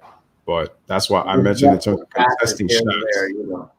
When it comes to locking his man down, taking the challenge defensively off the help, like when it comes to being a great defender, like that's something that he And is he just needs to not. get taken off the dribble too. So yeah, I got you. Wow. So Dallas has lost the most games by any team this season by 5 points or less, which means Dallas, Sacramento, New Orleans, Boston, and San Antonio. What would their records look like, guys, if they won close games? That's crazy. Dallas could be atop of the Which West. is something that's not good going into the playoffs. You got to be able to seal the deal in those close games. All right. So Covington takes the three, but he misses the shot. Dallas with a 6-point lead. And Luka Doncic has got the ball low. So it looks like the Mavericks are going in with their starters to end this game. So are the Houston Rockets. And Luka gives the ball to Kleber. Actually, Kleber's the only one off the bench. Nice spin move by Luka Doncic in the paint, but the ball was just short, and we got a foul on Porzingis, fouling PJ Tucker right there. 6-point lead, 3:19 remaining in the fourth quarter. Dallas is up by 6. Bro. That is my problem with the Houston Rockets. You got Westbrook slash the lane. He does well. James Harden slash the lane. Does well. Get to the line. Then you start cranking up threes. Bro, you got the game within 6 points. Keep taking it to the rack. They're not defending well. Look, Russell Westbrook, pop up a lone jumper. Why are they doing this? This is just terrible coaching. You don't have great defenders, man. You got to keep slashing the lane. Bring that lead down. And this is why I said that this is going to come on Daryl Morey. As Tim Hardaway, he did miss it, but see, he did what Houston should have done, and that's take it to the rack. All right, so James Harden's got the basketball. Gets a double team. They kick it out. Oh, good defense that was nice defense by Curry. And once again, James Harden on the interception, looking himself, acting like a corner right there. So Harden passes it to Westbrook, kicks it out to Tucker. Corner 3, misses the shot. Rebound Dallas. But to see also in this possession, it was one pass, one shot. So there was no ball movement in that possession either. Right. There's still plenty of time.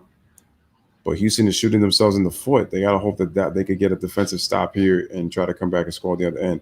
So here comes Doncic. They gave up 3 chances, man. 3 chances. All right, so Dallas trying to swing it. Porzingis with the shot clock running down, misses the shot. That was actually good Houston defense right there. And again, James Harden, great defense on Luka Doncic. So here we go, guys. Here's James Harden coming with the ball. Let's see if they shoot for the 3. Or if they try to take it inside, kick ball. But James Harden thinking wisely. He's ready to take that ball inside. You see Westbrook cutting to the lane? And that's what I'm talking about, man. Dig into that score. This will be your 3rd chance to dig into that score. You got to come up. Can't come up empty. James Harden, another 3. But a putback by Russell Westbrook flying through the lane with the putback 129. 133, and they get their points inside the paint. Here comes Luka Doncic. Crosses over Covington. Doncic, foul, and 1. The man is a monster. 137 left in the fourth quarter. I'm going to say right now, James Harden taking that 3, he got bailed out that Russell Westbrook flew in for that rebound, and he tried to draw the contact, but Tim Hardaway was able to avoid him so that he didn't even make contact with him. And then good job by Luka Doncic taking it to the rack for that 3-point play. Luka's taking it to the basket pretty much mostly all game, but he misses a big free throw right here. And usually those kind of things hurt down the stretch. So James Harden's got 5 fouls. Pump fake by Robert Covington takes it to the paint, but he misses the shot. Westbrook tries to get the rebound. They don't call a foul, and Dallas gets the rebound. So here comes Luka Doncic, passes it to Kleber. Kicks it out to Tim Hardaway, so they're going to run some clock. Smart move by the Dallas Mavericks. This is very smart. You want to run the clock. The clock is your friend. Don't treat it as the enemy. They dump it into Porzingis, and Porzingis actually got fouled. Takes the bank shot, misses it. Tap by Curry, and looks like we got a foul on Seth Curry as they come back, and it is Houston possession. And Porzingis is actually limping a little bit right here. Looks like he hobbled a little there, but I don't understand that, man. I don't understand the Rockets. That virtual crowd just kills me, man. They got Dirk Yeah, the every time I see it. winner. With that same face. He hasn't even changed his face. At least make him change faces. Yeah, man. I don't know if I'm used to that virtual crowd, Lewis. That thing is really disgusting and it's bothering me seeing those faces. All right, so James Harden at the free throw line knocks down the free throw. He has 37 points, scores 135 to 130, but he does have 5 fouls. So next foul, he'll foul out. 102 remaining in this game. 135, 130. Here is his next free throw.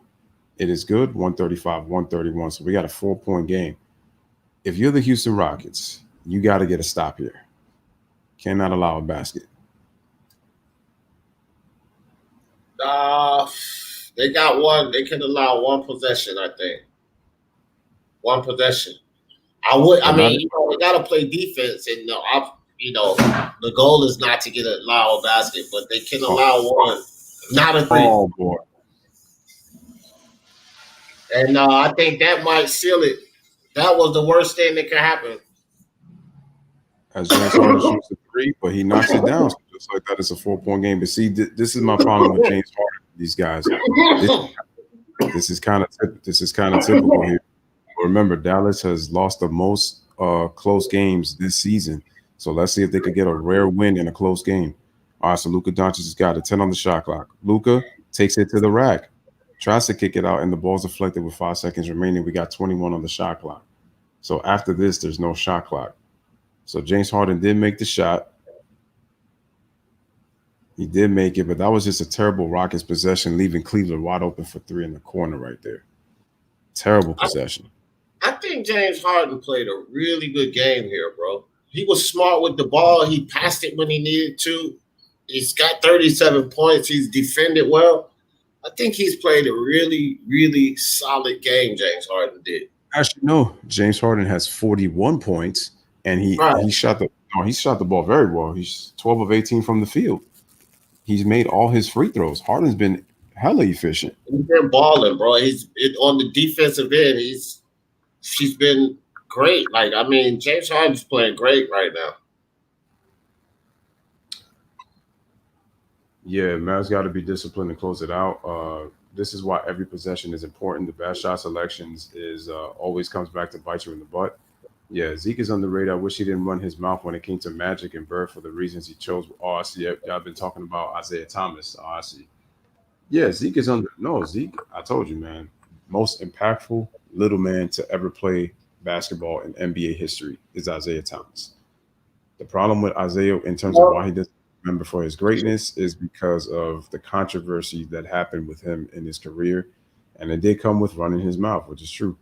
All right, so consecutive seasons of 20 games with 40 points. James Harden is doing it this year, and he joins Wilt Chamberlain as the only other players to do that. Wow, that's huge to join Wilt in anything. Real quick, Lewis, my man, MMA champ commentary stepped in the building. What's up with you, my man? And Chopstick said Harden always does what he does, but his team doesn't win the playoffs. Facts. Go ahead, Lewis. Man, 15 seconds. Steph Curry just missed that 3-pointer. Here comes James Harden trying to dribble to the rack and kicks it out. And Covington's got it, gets into the paint, goes for the layup, misses the shot, but he draws the foul with 6.3 seconds. So he's going to go to the free throw line. So interesting thing here, D. What do you think should happen right here on this possession right here? Should he make one and miss one and they try to go for the tie? Or should he knock both free throws, try to see if he can play some defense because the Rockets do have 2 timeouts remaining? It always depends. If he has to hit the first one, they do have 2 timeouts left, and he drains the first one. I say here, take the second shot, make it, foul immediately, and go for the miss. Okay, so he listened to exactly what you said. 138, 136. Again, Dallas is in a close game. Remember, Dallas leads the league in games lost by 5 points or less. They're in a 2-point game. They just led by as many as 11 with under 3 to go. And just like that, they fouled Seth Curry. And Seth has missed 2 free throws himself, but let's see if he can ice the game right here with these 2.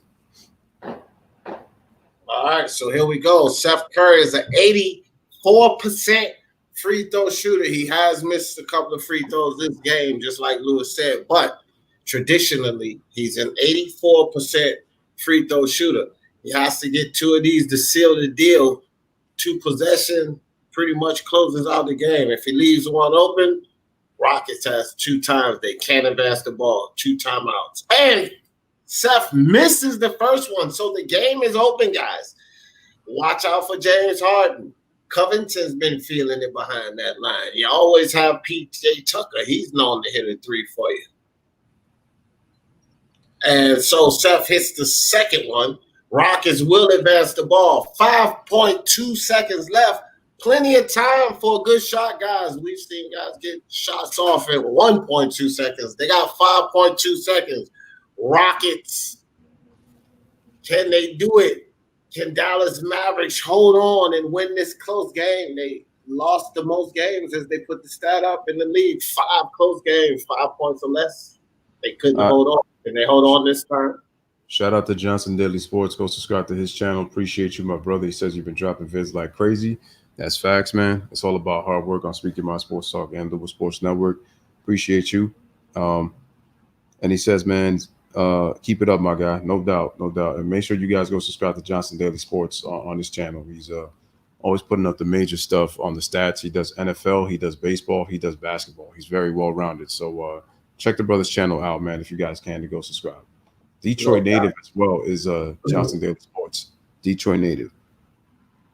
G Money says, if you're the Mavs, you don't want to foul a 3-point shooter. Not a fan. Rather see a black screen, man, than some type of home team overlay and dead balls and or commercials. All right, so we got 1 timeout each, 139, 136. Robert Covington's about to inbound this basketball. So let's see what happens on this possession. 5.2 remaining in this game for the 4th quarter. All right, so Covington's got the ball. Let's see who he inbounds it to. He inbounds it to Harden. Harden, why would you foul? Why would you foul? Play the possession. It's a 3-point game. That is not a good foul by that was not a good foul by Finney Smith. Give him the shot though. No. Look, I don't mind the foul, but you cannot have him shoot the ball. Let me tell you why I don't mind the foul. If you foul him, he only has a chance to make 2 points. You cannot win by 2. And then that gives them another chance to seal the deal with 2 free throws because they're not going to win with it being a 2-possession game. So I don't really mind the foul, but you cannot let him get that shot off. So I agree with you, D, but here's the thing. Harden knew he was going for the shot. And Finney Smith, you have to understand, if you was going to foul him, you have to wrap him up. But I think they're not going to call it. Yeah, that's what I'm saying. We agree. So Harden's only getting 2 free throws. So he makes the first one. So he's not getting the 3. So they said that's a good foul. So that's a good foul now. So it ended up being as a good foul now. Right. Luckily for him. Luckily. But that's why I said I don't mind the foul, because if you can get the foul in before he gets the shot off, you seal them at 2 points. I wonder why a lot of coaches don't do that anyway. I've said this since the early 90s. Like, why don't they just foul so that they don't have a chance to shoot the 3-pointer and tie the game? You understand what I'm saying? Yeah, it's almost like when you kick a field goal and then you call a timeout to try to see if it'll disrupt the kicker's rhythm. That's how I kind of feel like this situation. It compares to that. You ice the kicker, and then he misses that one because he knew you was going to ice him, and he drills the next one. Yeah. The great kickers don't get deterred by those kind of things, while the other ones, that was dangerous. Harden actually almost stepped on the line with the backcourt. All right, so Harden getting 2 free throws. Let's see what the last one. Let's see here. And here's the free throw, but he misses the shot. Oh, and Covington tips it in with 3.3. So Dallas. My God, game. Guys, do we get overtime? Do you get some more basketball live with Lewis and D? Let me tell you something. I don't mind. I went overtime earlier, guys. I did the Portland Trailblazers game, and we went overtime in that game. Can it happen twice? Will Dallas blow it again? 5 points or less? What's it going to be? And the Dallas Mavericks, G Money, here's the thing, though. Jay already said it in the comments section. Dallas has a tendency to let you back in the game, middle to late fourth quarter, and he was exactly right. That's exactly what happened. That's exactly what happened. This is typical Dallas Mavericks. It's the reason why they've lost so many close games this year. I said, guys, they lead the league in close game losses with 16. The next two teams are the Sacramento Kings and then the New Orleans Pelicans. That's another team that struggles in close games. But part of that has to do with Zion sitting out in close games as well, though. But that's just a poor box out, man. They didn't even see Covington come over the top. And can we give a shout out to Robert Covington? Robert Covington has played very well in this game. He's played good defense, has hit threes, and he just made the biggest play of the game to tie the game when it looked like Houston was dead in the water. Yes, sir. Remember at the halftime, I said it was James Harden and Robert Covington that was doing the damn thing for the Rockets right now. And, here's Robert Covington again. Great timing, man, to get that putback. That is huge. He ties the game there. I'm going to say this right now. I think the Dallas Mavericks will lose this game if they don't win this game right here in regulation. So Covington hasn't shot the ball well, but he's got 10 rebounds with 10 points. I'm surprised he hasn't hit a three. It says he's 0 for 7. I'm surprised. I thought he hit a three in this game. I thought he did too, but he has a double-double, although he don't have a three. But 0 for 7 is a surprise. Robert Covington's a pretty decent three-point shooter. All right, guys, here we go. 3.3 seconds is a lot of time. You got to watch Seth Curry. He moves well without the ball. Here goes Luka.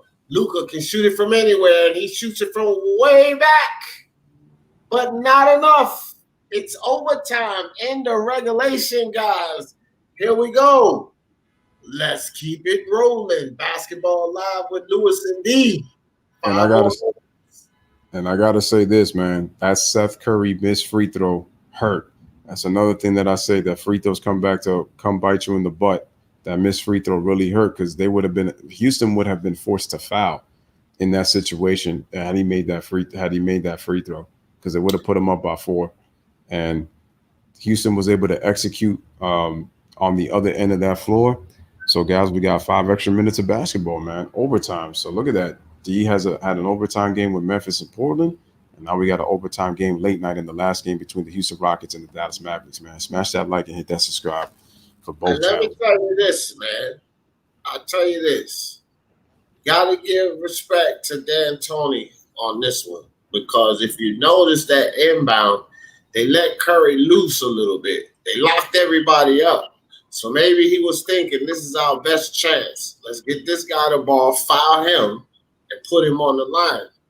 Because if you look at that, I was watching them now. I was watching these guys. They locked everybody up, and they let Curry run a little loose. So maybe the plan was to allow him to get loose and get that ball.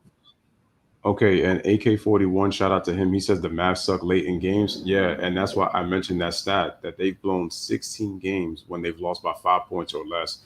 And shout out to ADG. He says, is the game over? Nope. We're in overtime, man. Tied at 139, bro.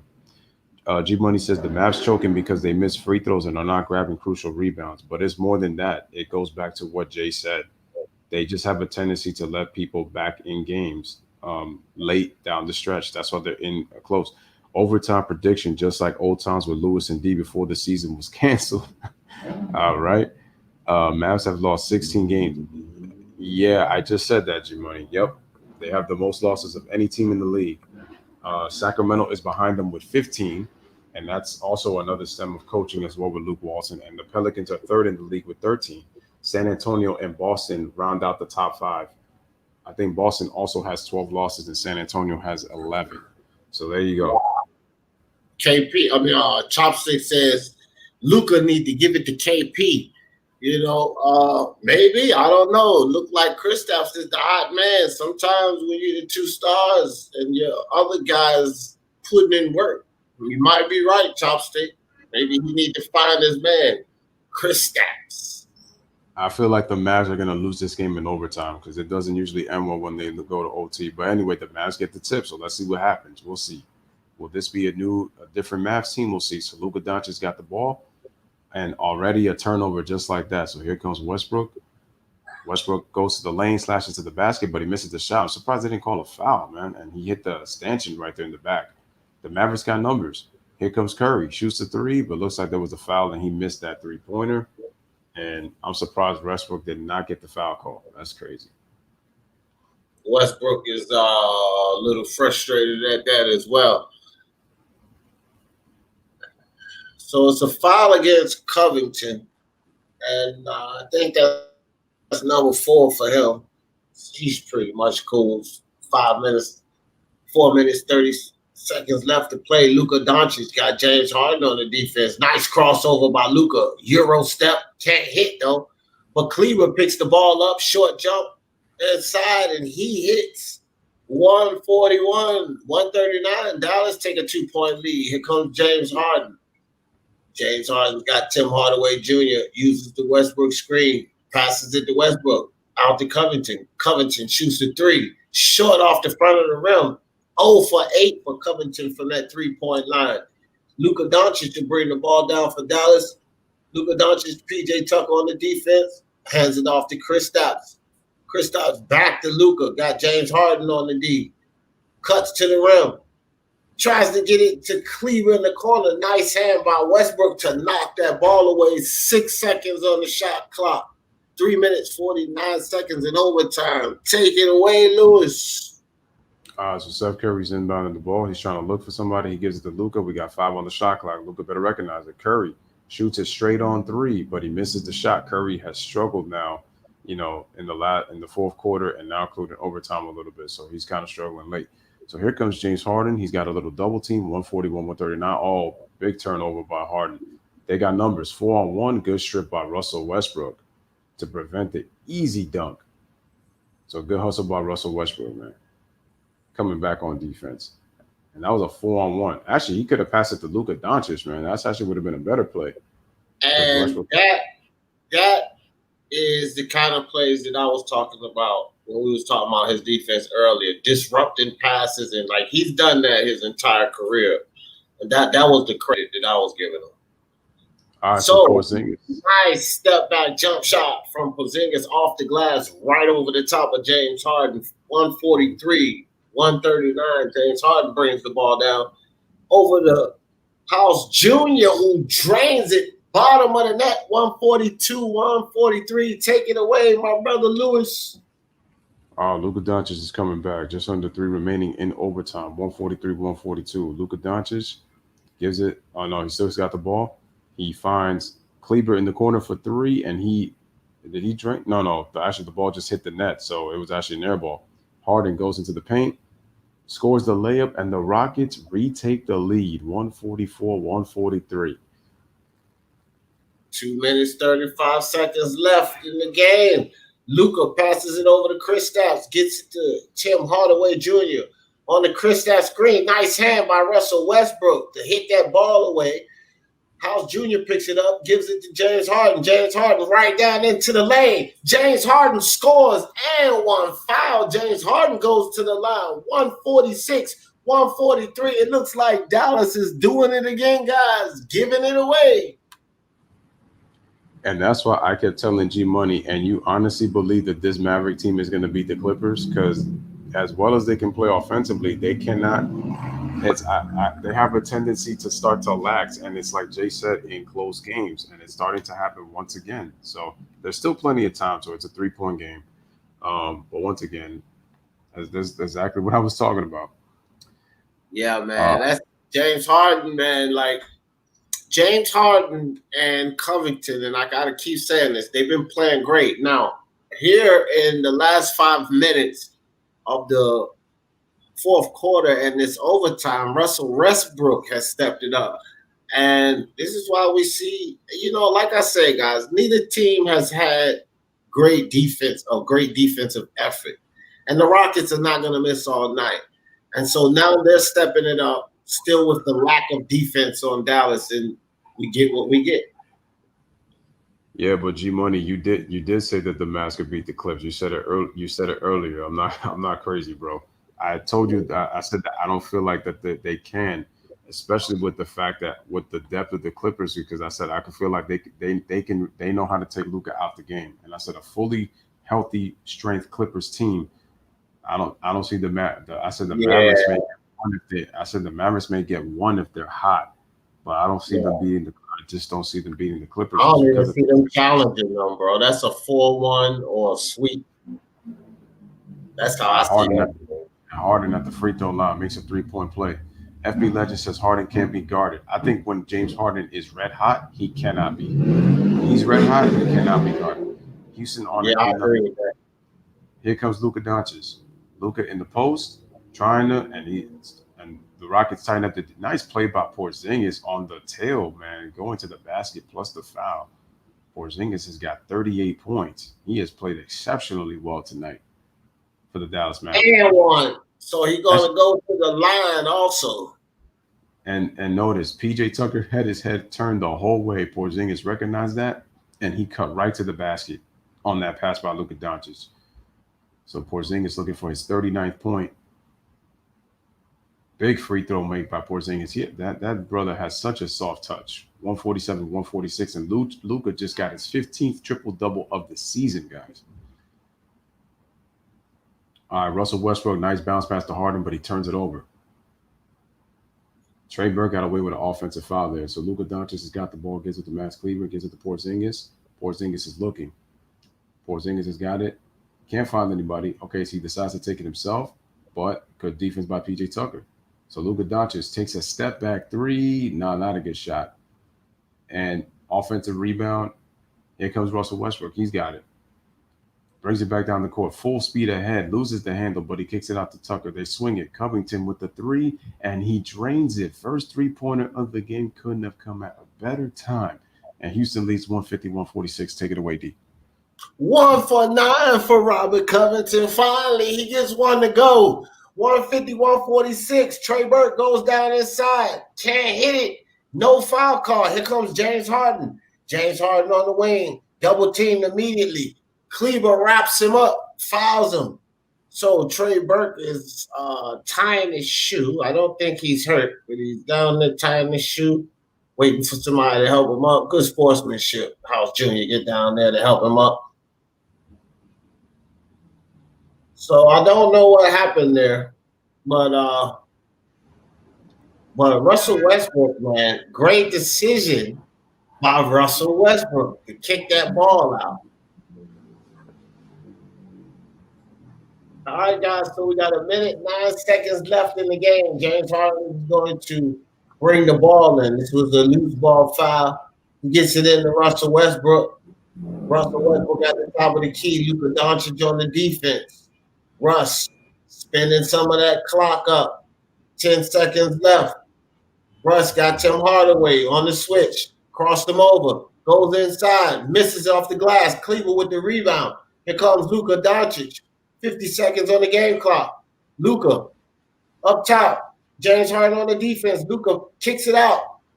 Porzingis from the corner. He can't hit. And a foul over the back. Foul called on Luka Doncic. So they're in the penalty. The Rockets will go to the line. 150-146. 39.5 seconds left on the clock. It looks like the Dallas Mavericks is on the way to blowing it again. And PJ Tucker going to the free throw line. 150-146 is the score, guys. Houston Rockets are winning. 39.5 seconds remaining in this game. Shout out to Little Omar. YT in the building. Shout out to Steelers gang. And AK says, I hate watching the fact that this team can't hold leads. Real quick, Lewis, shout out to my man Chopsticks. He said they trying to score 150. You hit it, Chopsticks. Both teams trying to score 150. It just might happen. One of them already there. PJ Tucker at the free throw line, but he misses the free throw. Let's see what the Dallas Mavericks can do. They have to score quickly, though. All right, so Luka Doncic has got the dribble and almost loses the ball. James Harden guarding in the last possession. Luka gets into the paint, throws up a wild shot, and he is called for the offensive foul. Big call right there, and the Mavericks turn it over again. And this is what I'm saying. The just lack of execution and the big plays, and the Mavericks, again, this might be a loss for the Mavericks, blowing another close game. And that's a big play right there. Nice job by PJ Tucker drawing that offensive foul. Yes, great by PJ Tucker, but also great by James Harden. Great defense, man. And he led Luka to nothing but a trap. Like Luka had nowhere to go. So James Harden's consistently, in my opinion, played good defense tonight. James Harden, MVP for the Rockets tonight. Look like they're gonna walk away with this game. That man looked good in this game. So Dallas challenges the play. Plays under review. I don't know what it is they're challenging. I don't know.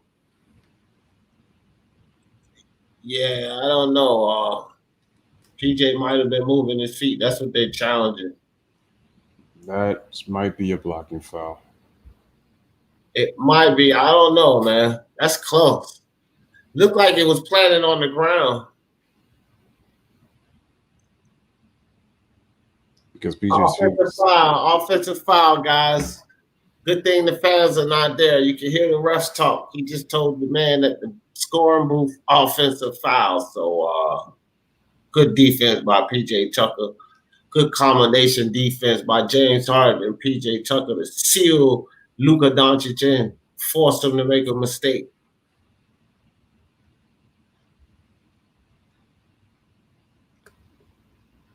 Who's wearing that Justice for Breonna Taylor? I see on their shoes. I wonder if that's PJ Tucker. All Yeah. right, Brankelson says Luka is done with for the night. AK says Luka had a bad game but somehow got a triple-double. Jay says I'm waiting on football.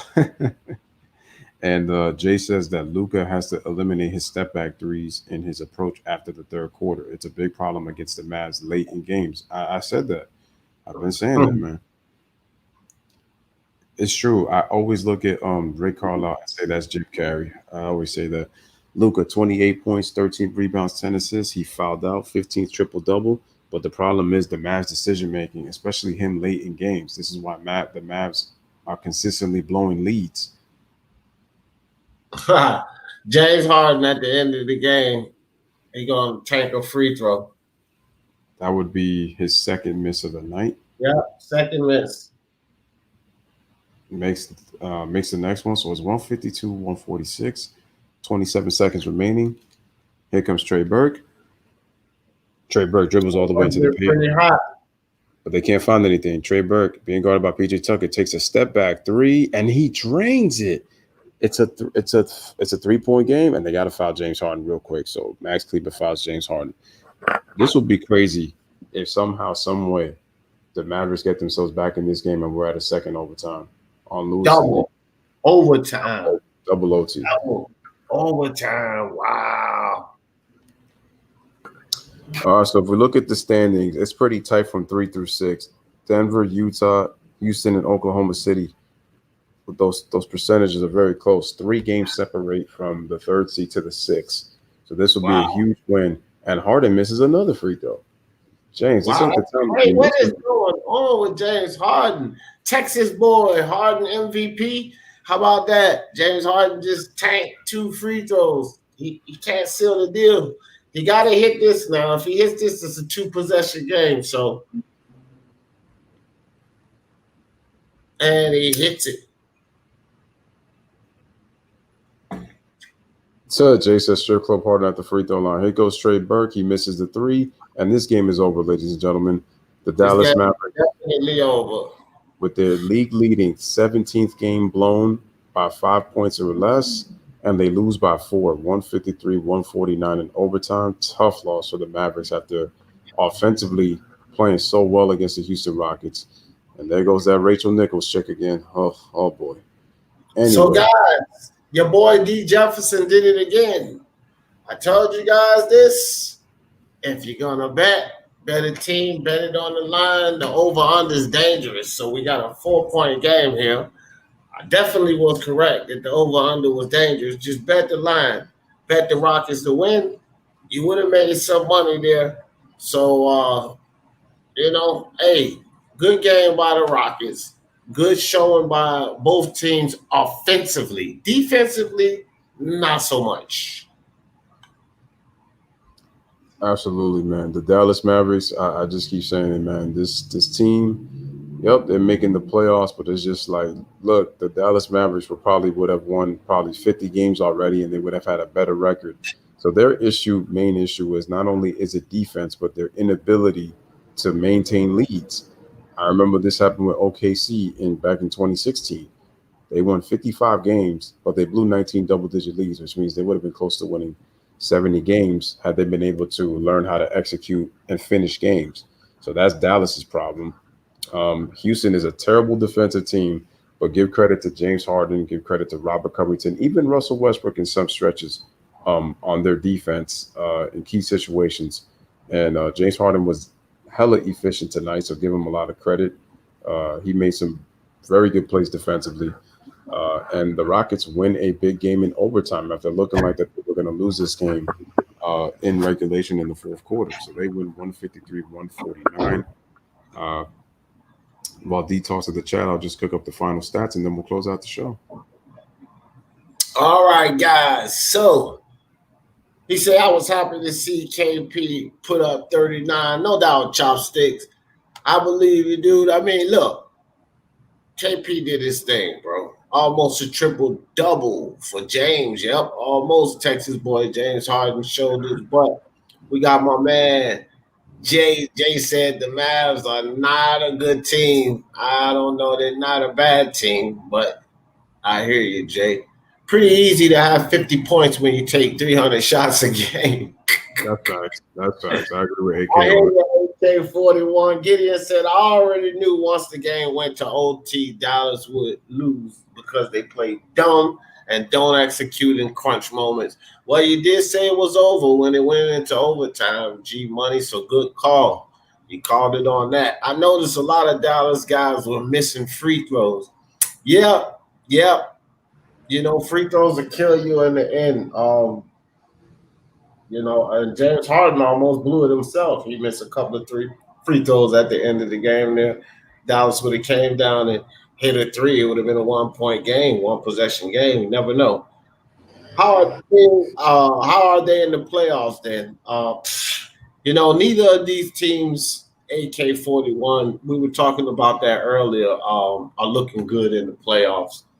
You know, I don't even suspect that either team would make it out of the first round. Definitely not Dallas, but you know, the Rockets, depending on the matchup, they might eke their way out of the first round, but they definitely don't get into the conference finals. Not in my opinion. Mavs are a good team, Jay. yeah. G Money trolling. Good teams win games like these. Good point. Jay probably a Knicks fan. No, yeah, the Mavs they're not bad, man. They're not bad. They need to make some improvements, but we can't really trash the Mavericks. They did take the Rockets in the overtime. So again, the Rockets are one of the upper echelon teams. Whether we expect them to win the whole thing or not, you know what I mean? They still one of the better teams. So we would have to say that, you know. Wow. So shout out to Jason Finch. I guess he's a Houston Nationals fan, but this is a basketball game tonight. But I guess it's connected with the Rockets since they're basketball in Houston. He says the Astros are winning 6-4. Good for the Astros. Sweet. AK-41 says the Clippers are winning the championship. We're going to have to see. We're going to have to wait and see. A lot of these guys are just getting themselves into basketball shape again with the scrimmages and then with the first game of the regular season. So we're going to see what happens as we get into those games 6, 7, and 8. And then obviously we'll see what happens in the playoffs. So we'll see. It depends. I don't think we could just give it to the Clippers just yet. Not just yet. The Clippers, AK-41, the Clippers need to get back into sync defensively. And Montrezl Harrell's going to be a big piece of that. But defense is their game. And if they can't get back in sync defensively, I'm not so sure that they're going to take that thing all the way. Jay, what seed are the Mavs right now? They're 7th in the West. Jason Finch says the Houston Rockets won. Yes, they won. 153-149 was the score. G Money says, I know the Mavs took the Rockets to overtime. Actually, no, it's the other way around. The Rockets took the Mavs to overtime because they led. But there are no excuses for Dallas to not close the door. They missed free throws, took bad shots, and got eaten alive in the paint. If you guys are listening, that's true, but it's what Jay said.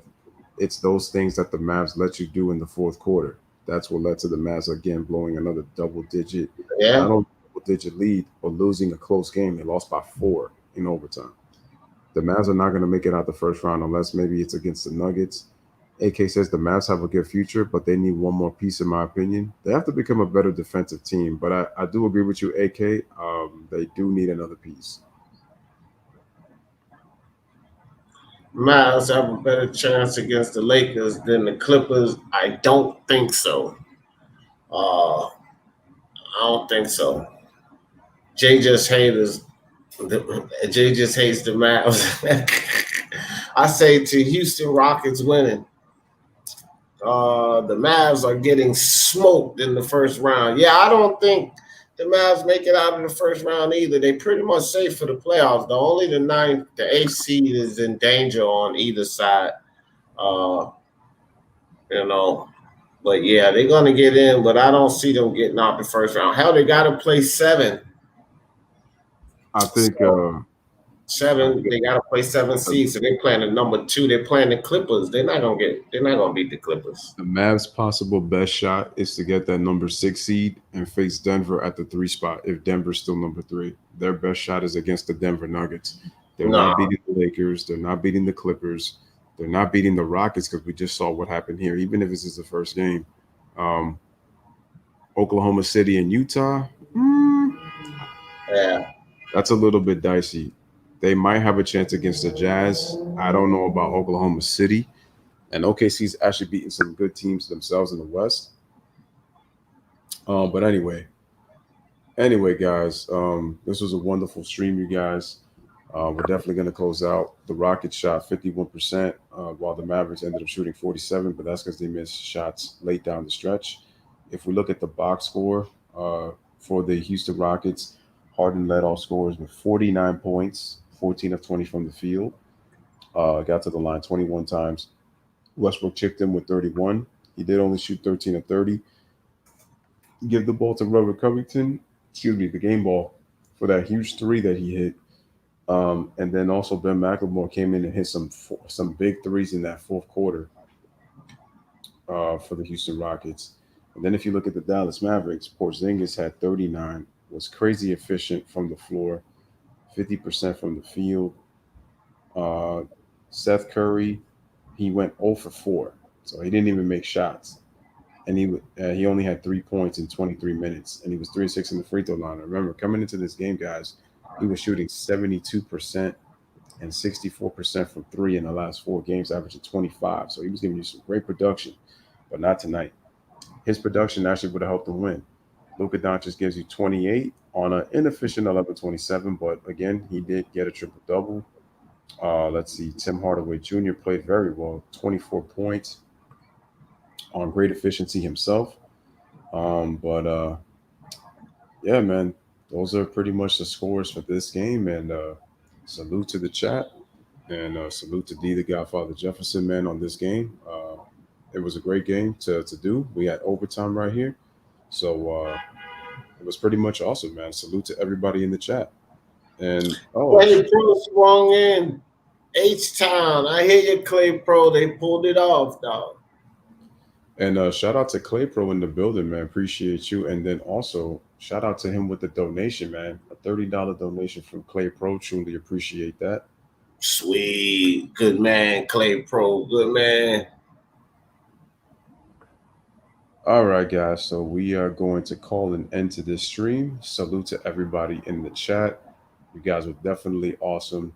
So from the Lewis Sports Network, we're coming back at you with some basketball. So I will be doing OKC against Utah in the afternoon, but then me and D are coming right back later on that night and giving you Lakers versus Toronto Raptors. Again, shout out to Laker fans and shout out to We the North in the 6. Hope you guys pull up, and that's a big game, and hopefully we get a huge crowd for that one. So from D Jefferson to the Lewis Sports Network, have a wonderful night, everybody. I will see you guys tomorrow afternoon. Bless up. Live, laugh, love. Thank you guys for being part of this stream. Appreciate that. And as always, man, share the videos, like the channel, subscribe to both channels. And as the Lewis Sports Network, as my man Ryan would always say, we chat together, we stream together, family for life. Lewis Sports Network saying goodbye, and I'm gone. All right, now the Giants' turn to try and answer. And here's Saquon Barkley.